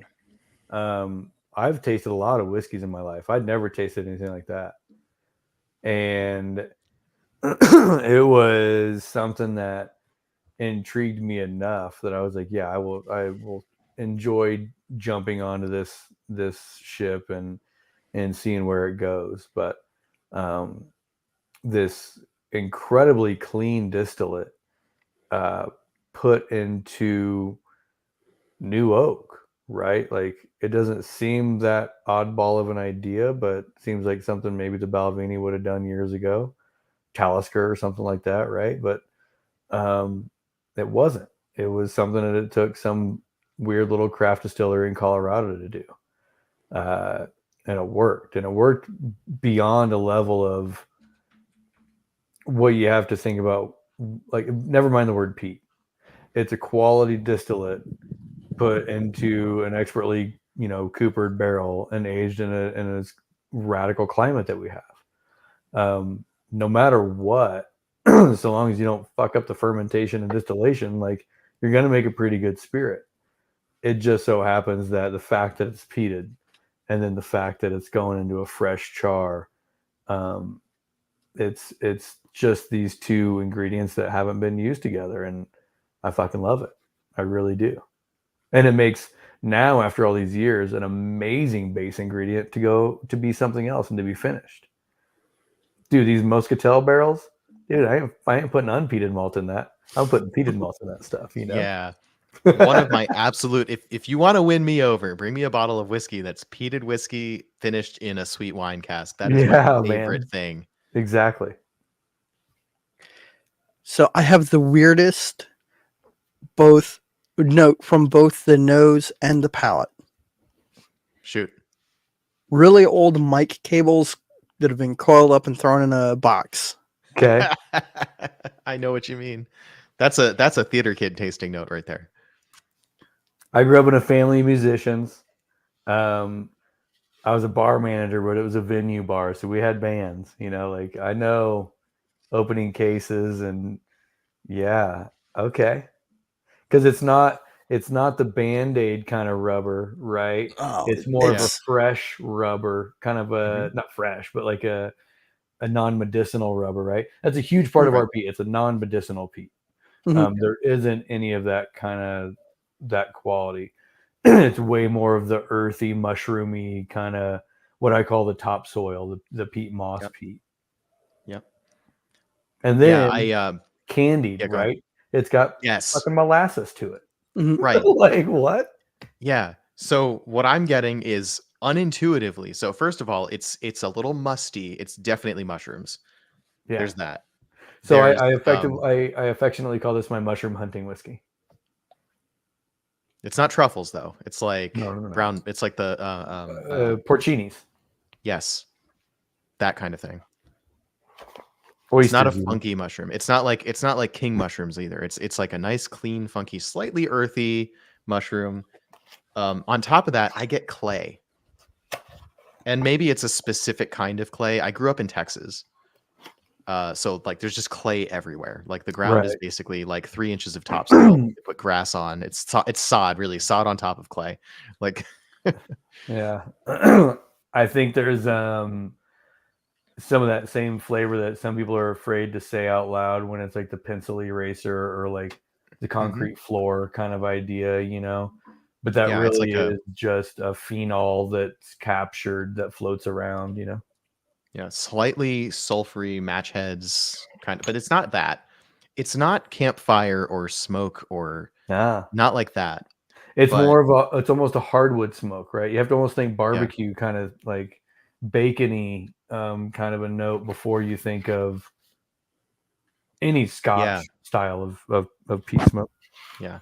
This is what's coming off the smoker, like after you've done the burn off and you're settling it in for a smoke. That rich, like meaty kind of smoke. And like you said, candy, normally I like there's, and it's combined with the clay, I think is what's evoking this, but this smells like a baseball dugout to me. This is like, it's got big league chewing clay. And some cranky old man in the back with his fucking Stogie. Yeah. Yeah. This is definitely it's weirdly Texas vibes for me in this. If this is Little League baseball, it's Bad News Bears. Yeah. Well, Little League baseball is my only dugout experience. So my kiddo, he just signed up for his second season of baseball, so I'll probably go be coaching baseball this summer. nice. I imagine that's fun once you get used to it. Yeah. Once it's not just another thing to add to your schedule. Once you're used to one kid ignoring you, it doesn't matter if 9 other kids ignore you too. So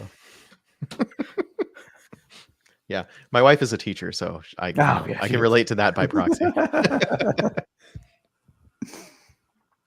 What are you still peating it out over there? Yep. Any more tasting notes, or should we move on? It's my favorite so far.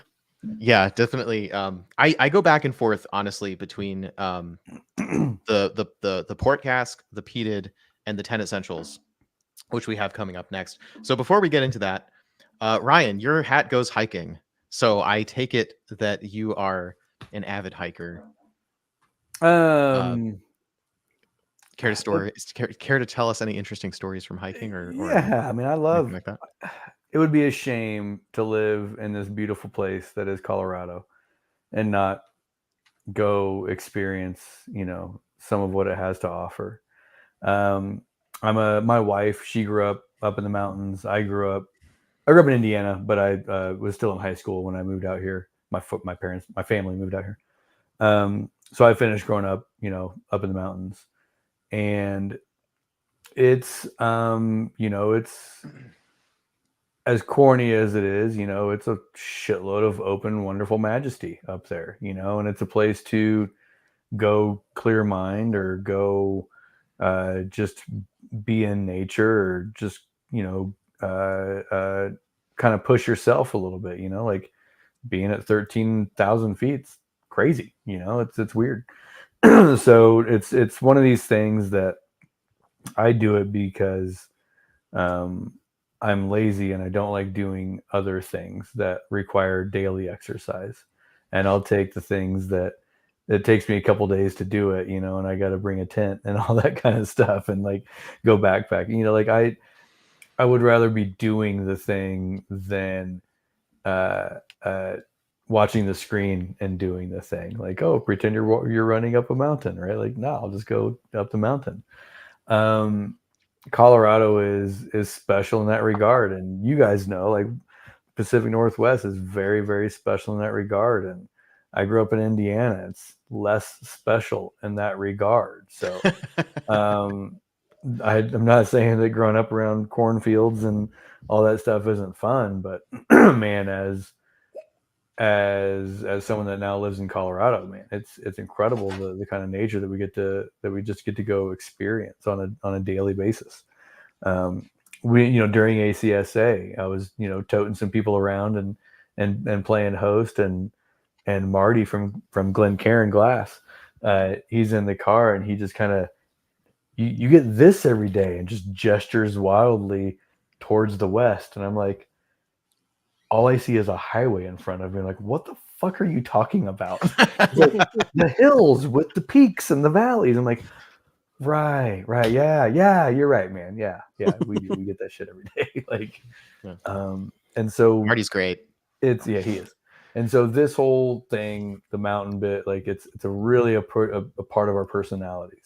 And it's not something to go grab the low hanging fruit on things that aren't true to you, kind of a deal, because those things are true to people just 20 miles, further into the mountains. So maybe that's just a big part of what Colorado is that old school keeping it real. But modernly we just say transparency, and we're honest about our brands collectively. All right, so I want to just quick pause and mention that we're 3 minutes away from 7 o'clock, and we have 2 more whiskeys to go through, which we could do quickly, or Sure. we could just call it, depending on your availability and your time. Just let us know. Well, what's in your glass? Well, we've got the 2 bottle and bonds coming up. Oh yes. Bottled and bond. It's my favorite category. Yeah, we can do whatever you want. All right. Let's give ourselves a 15-minute deadline. Yeah, we'll do them, but we'll do them quickly. Okay. So before we move on, real quick, Phil, tasting notes on the 10 essentials. Surprising honey and cordial cherries that I wasn't anticipating, and I don't know where they came from, but that's the only tasting note that really jumped out at me. Yeah, this one is very candy sweet compared to the peated. Jumping from peated for sure. Yeah, I want to suggest go to the bottled and bond, take a sip, and then come back to the 10 essentials. All right, so we'll break down what the 10 essentials is real quick because we never actually touched on that. So elements of Armagnac finish. That was a year, almost 2 full years of Armagnac finish. A year and 9 months of Tawny Port, and a year and 9 months in Pedro Jimenez. All separate casks that we married together, plus that straight American whiskey to kind of add a little bit of that brown sugar note that you might get in there. But really, it's me playing around, right? Trying to find new flavors, trying to find spice levels that we haven't found before. But Philip, damn it, you did it again, man. If I'm confusing you, and if I'm making you think, and if I make you take 3 sips to try to figure it out, fuck, dude, I'm doing my job, man. I'm doing my job. And if we can make it sound beautiful, then we are doing our job as a podcast. Cheers, Jerm. Yeah, this, as I said, I go back and forth between the port, the peated, and this one as which one is my favorite, depending on kind of the mood that I'm in. The port is a lot more of that fruit leather, funky. It's a very bass note heavy kind of whiskey, but it's still a little bit on the sweeter side. And that's really nice. It's a low D, but it just goes on forever, right? Yep. And this one is a lot more treble. It's got a lot of candy sweetness to it, but a lot of it dances. It's way up here. Yeah. And that 40 jazzy. Like, this is definitely a jazzy whiskey. I'll reiterate, that's very clever that it's mostly water, but only just barely 49.5%. It's a really good level for it. I think it comes through without being too harsh or tight. Sometimes a really high proof whiskey is really tight, hard to pull notes from. So edition 1 is the Trailhead. So the Trailhead. So you're at the beginning of the trail. That was edition 1. You pack your bag with the 10 essentials, and so that's why that's the second one. And then number 3, which I'm working on literally right now at work, that'll develop into something, whatever, but it'll have an essence of somewhere along the hike. And edition 4, where is this series going? Is it the full hike in 10 episodes, or is it just whatever calls? We'll see where the whiskey takes us, man. All right. So we're looking for a summit and a campsite and a mountain lake and a. Dude, see, sometimes I go for hikes. I don't have to always go to the top of a mountain. Sometimes it's just, just go for a walk. Yeah, I used to go hiking in Texas, and Texas, everything hiking is flat. So like you just go trail running on a flat trail. You run along a lake or something like that. In the Pacific Northwest, we do completely the opposite. It's hard to find a hike that isn't a summit, right, or a mountain lake. That's almost like if you're going on a hike, you got to be prepared to climb 3,000 feet is going to be part of it. Yeah, out here it's a lot of scrambles and relatively short elevation hikes that are long, winding. Because I'm out near the Blue Ridge, so that's totally different sort of mountain. Given the number of different casks involved in this whiskey, this is a good time to ask, is there any Solera cask system planned or in action at the distillery right now? Not intentional. And I'll reiterate that with sorta. For instance, we've got a couple dozen casks that are if we were Woodford Reserve, we'd say they're double oaked, right? We're finishing them in the same fucking oak that they were already aged in, kind of a deal. Basically, we're saving space because it's so hot out here that after 5 years, we're losing so much whiskey that we'll combine casks, proof it back down to 125, and then put it into its same barrel that was already in, right? Basically turn 10 barrels into 6, kind of a thing. Just Makes to sense. try as an experiment, see where it goes, see if it fucks with the flavor too much, and see if saving the space is worth the flavor one way or the other. We've got, there is one cask, that is actually this batch of 10 essentials that, because I wasn't happy with the flavor, I had to back end it with a little bit more sherry cask. So I've actually got too much of this whiskey. So I grabbed one of the freshly dumped single malt casks that it came out of, dumped the extra whiskey back. I had 52 gallons left over. So 52 gallons of whiskey of the 10 essentials are continuing to age somewhere. So no, we don't have any intentional Solera process, but we've got a lot of consolidation and fun experimentation going on that one could misconstrue for that. But intentionally, Solera, no. All right. I have maybe a decent segue question here. Can you combine casks when you're talking about a bottled and bond whiskey? As far as we're concerned, no. You mean like what I just talked about, combine casks along the aging way and then keep them aging? Yeah. No. I mean, no. I would assume no. I hope no. I don't know. Probably. That feels right to me, but I've been No. wrong about regulations before. I mean, so. the distillate has to be from the same distilling season. Correct. Yeah. So, So it's possible. But would it be considered an end of aging if you consolidated a couple of casks that had enough, Well, here's angel the shit? deal: is that a few years ago that was decided that the age can still continue. Like if I take whiskey out of a barrel and then put it into a secondary oak container, the number keeps going. All right. So in theory, if all of the spirit coming out of that was of the same likeness and the same standard of identity and of the same distilling season, distiller, etc. And I don't know, man. I don't know. We haven't. No. If It definitely works for I age don't know. statements on non-bonded whiskey that way. I wonder. It's an interesting question. Anyway, tell us about the bottled and bond. It's no different than that flagship whiskey. It is our flagship whiskey at 50% ABV. Obviously, it's all of the same distilling season. In this case, you all are drinking. Can you see that bottle real quick? Put it up to the. That's the 7-year. Here we go. This one. Does it have a little? No. Okay, so that's 5-year stuff in your glass right there. Label says 4, but it's 5 years. I mean, dude, it's the same whiskey. It's just brought it up 4%. That's what the takeaway should be, is how different that flavor of whiskey is. Yeah, I was gonna say I have to pour. I did finish my glass of the 46%. I have to pour some more because I completely believe you, but they don't taste the same. No. There is just a little bit more fullness on the 5-year bottled and bond, and it the viscosity, right? The mouth feel is just different. Yes. Yeah.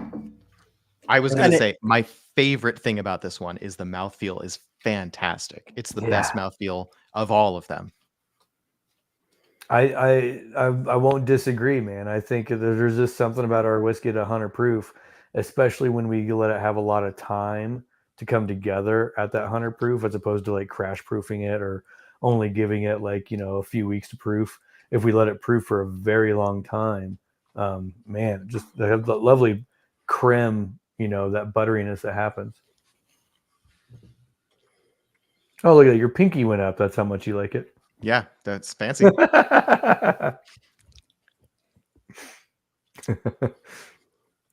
Yeah, the 46% one has more high notes. It's a little bit more. I don't want to say thin. That's wrong. But it's like more. It's more in that candy direction, and the bottle and bond is more like a graham cracker. It's kind of in that direction. Yeah. Oatmeal And versus with all the granola bar balance kind of a thing. Yeah.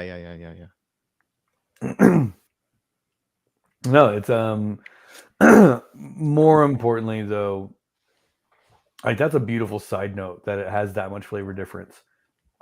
It's about the terminology. It's about we're a craft distillery. Not only that, we're an American single malt whiskey distillery, and we're putting bottled and bond on our label.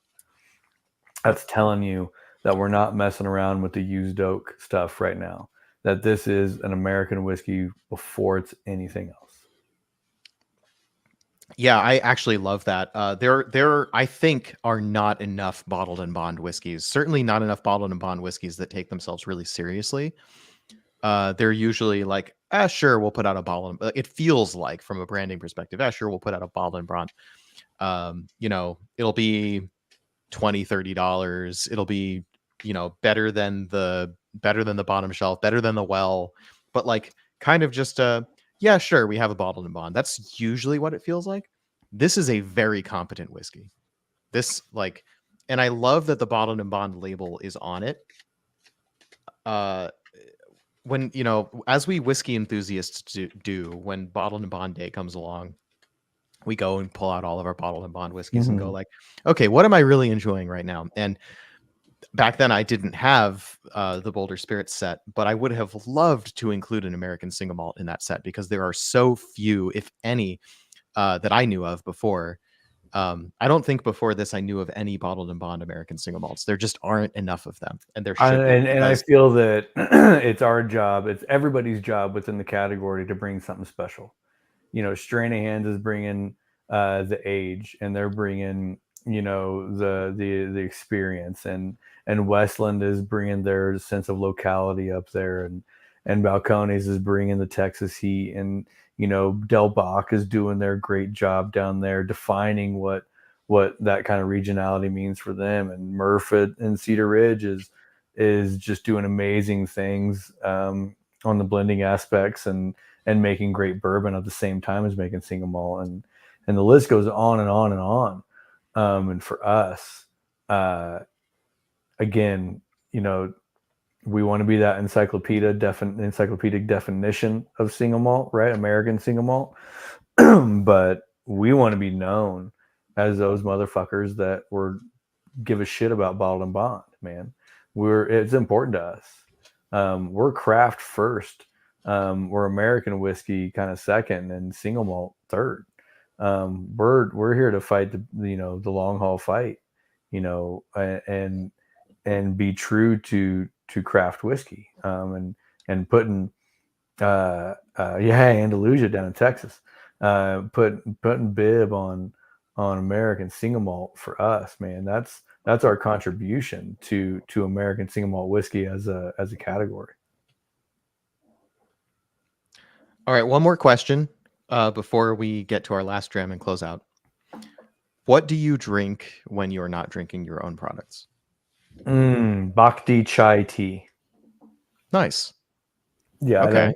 I drink. I fell in love with a local. I don't even know if it's local. I have to ask my wife, but a saison beer that I just fucking can't stop buying. But otherwise, dude, I don't drink at home.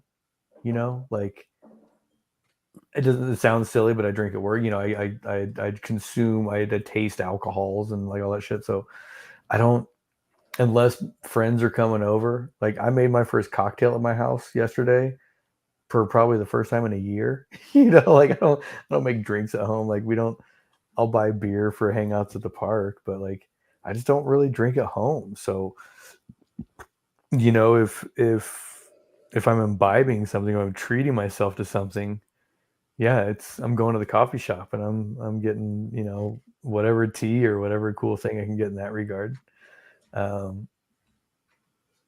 Yeah. Nice. Otherwise, if you want to hear a whiskey answer, man, it's fucking Murph, dude. It's fucking quintessential. Fuck that. Yeah. I love him.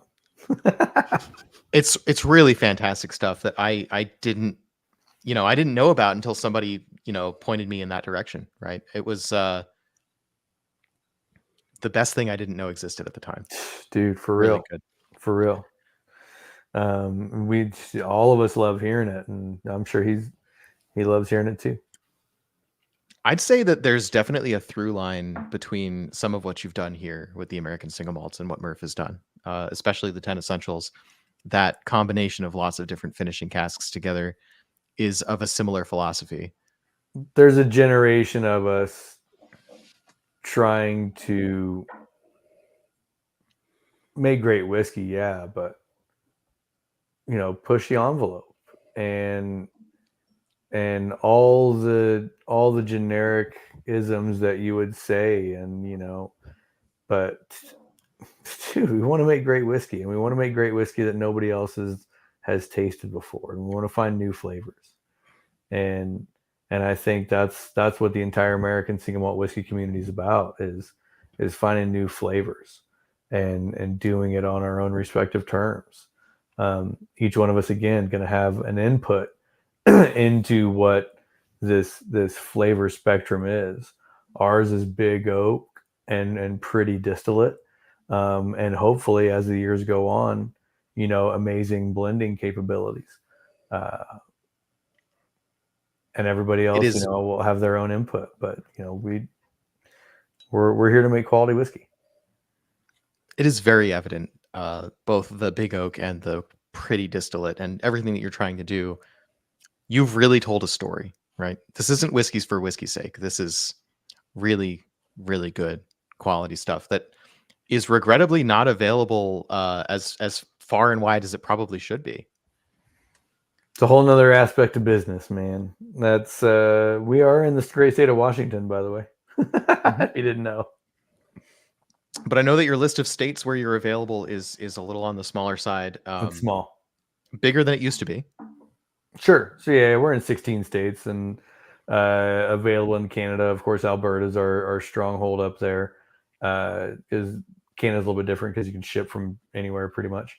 In Europe, on shelf in 8 or 9 different countries, even available in South Africa. So we're around, but as opposed to trying to force this category down Americans' gullets, we're here to share the world stage, because the world drinks single malt whiskey. Like that's what the world's drinking.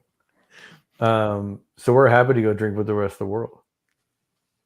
I can't. I'm sorry. I'm laughing. I'm laughing about a comment. I'm going to put this up now. So, where does a huge Irish whiskey fan grab? What can they grab to love from Boulder Spirits? And keep in mind my bourbon comments, because Rich this whole time has been saying negative things about bourbon as we've gone through this. Rich. Most people, when they come in our distillery and they taste our bourbon, they go, "This kind of tastes like Irish whiskey," and we go, "I know what you enjoy is malt, and you just don't know it." That's a really good point. Yeah. Because what is most people's, interest level in Irish whiskey? It doesn't go very deep, right? And it's not a lot of malt influence. It's a lot of corn and wheat kind of influence, right? So our bourbon, being that it's pot distilled and half corn, half malt, it's kind of got like this weird grainy sweetness, but softness about it. So I would say our standard bottling, our 42% ABV bourbon, is right up the Irish whiskey drinkers palate. I could agree with that. It definitely feels like that level of that complexity of flavor, that brightness, the usual stuff you'd look for in an Irish whiskey. Now, Rich is a big fan of Irish that goes heavy and all that. So, every kind of style of Irish whiskey. So, just really say, yeah, the 10 essentials would be my recommendation. That's where I was going personally. I think that the 10 essentials is going to speak to you as a lover of the complexity and the different cask type stuff. I think if you enjoy whiskey of any kind, the 10 essentials is going to hit your palate. Yeah. You like rye whiskey for spice? We got you. You want wheat whiskey for for a kind of a softness in there. Yeah, we got it. Malt whiskey for the obvious reasons. Yeah, I'm proud of that whiskey for sure. Yeah, it's after having spent some time with the bottled and bonds, it's definitely the 10 essentials is hitting me just right. All right, so we haven't talked about the 7-year bottled and bond yet, so let's quickly touch on that. So speaking of pushing the envelope, which that was like 5 minutes ago now, but bottled and bond, but aged 7 years. Yeah, man. Not So a that very is the common thing. oldest ever released bottled and bond American single malt in to date, or malt whiskey, I guess, in that regard. Again, bottled and bond is important to us. As important to us as a piece of the craft industry. It's important to us for American single malt, and to be able to hit 7 years, it's cool, man. It's fucking cool, and to be able to express what just 7 years. This is only 5 barrels of whiskey, by the way. So to be able to express what a little handful, stock of barrels all married together, 7 years tastes like, and that we were happy with it, right? If I wasn't happy with it, we wouldn't put it out. But the way this drinks at 100 proof, I'm delighted. It is very nice. It's definitely bringing oakier character. It reminds me of a much older bourbon. Like it reminds me of like something around 10 years old type of bourbon. Yeah, It's kind of got a 10 to lot more 12 wood area noise. kind of deal. Yeah. Yeah. It's got our fruits are absolutely evolving. We were so like in our early days, apples and stewed apple and baked apple. And there was kind of, if you go into the finishing oak, certainly, but even there's some kind of cherry apricot that kind of starts to come with the 5 and 6, but at 7, it almost goes field and like kind of has like a young strawberry or unsweetened raspberry kind of fruit note to it. That's just kind of a quick pop, but otherwise rich but delicate layer of oak. Kind of the creme brulee, right? Very much the creme brulee top. Yeah. It's pretty, but it's a very different kind of pretty from the rest of them. And this one, I think, is the most bourbon-like to my palate. And I think that's the barrel influence. And and that's the filtration, right? It's just cleaning up. It's just every year, as we're, again, Mark, thanks, bud, diurnal shifts, and breathing heavy, 270 days a year. It's gonna really push it on this filtration system that is the American barrel.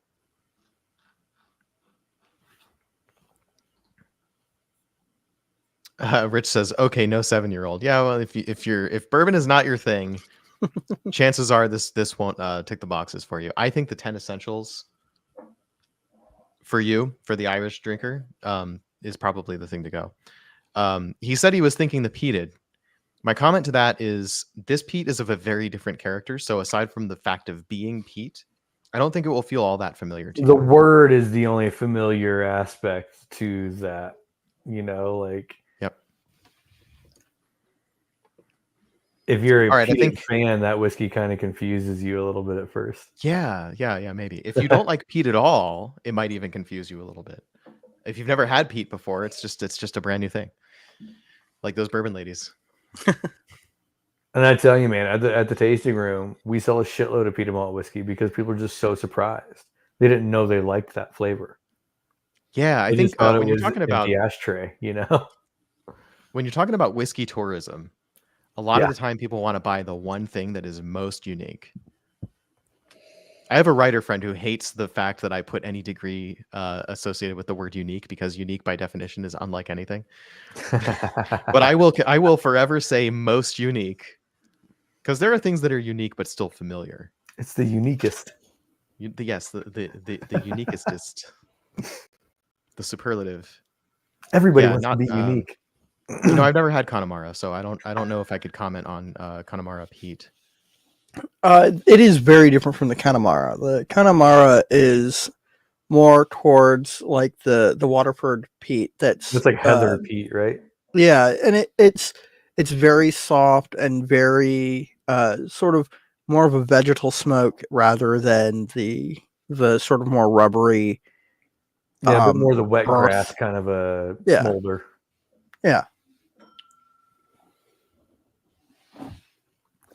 Yeah, really nice. All right, I think we might have time for one quick closer question if you've All got right, anything. let's wrap it up. Yep.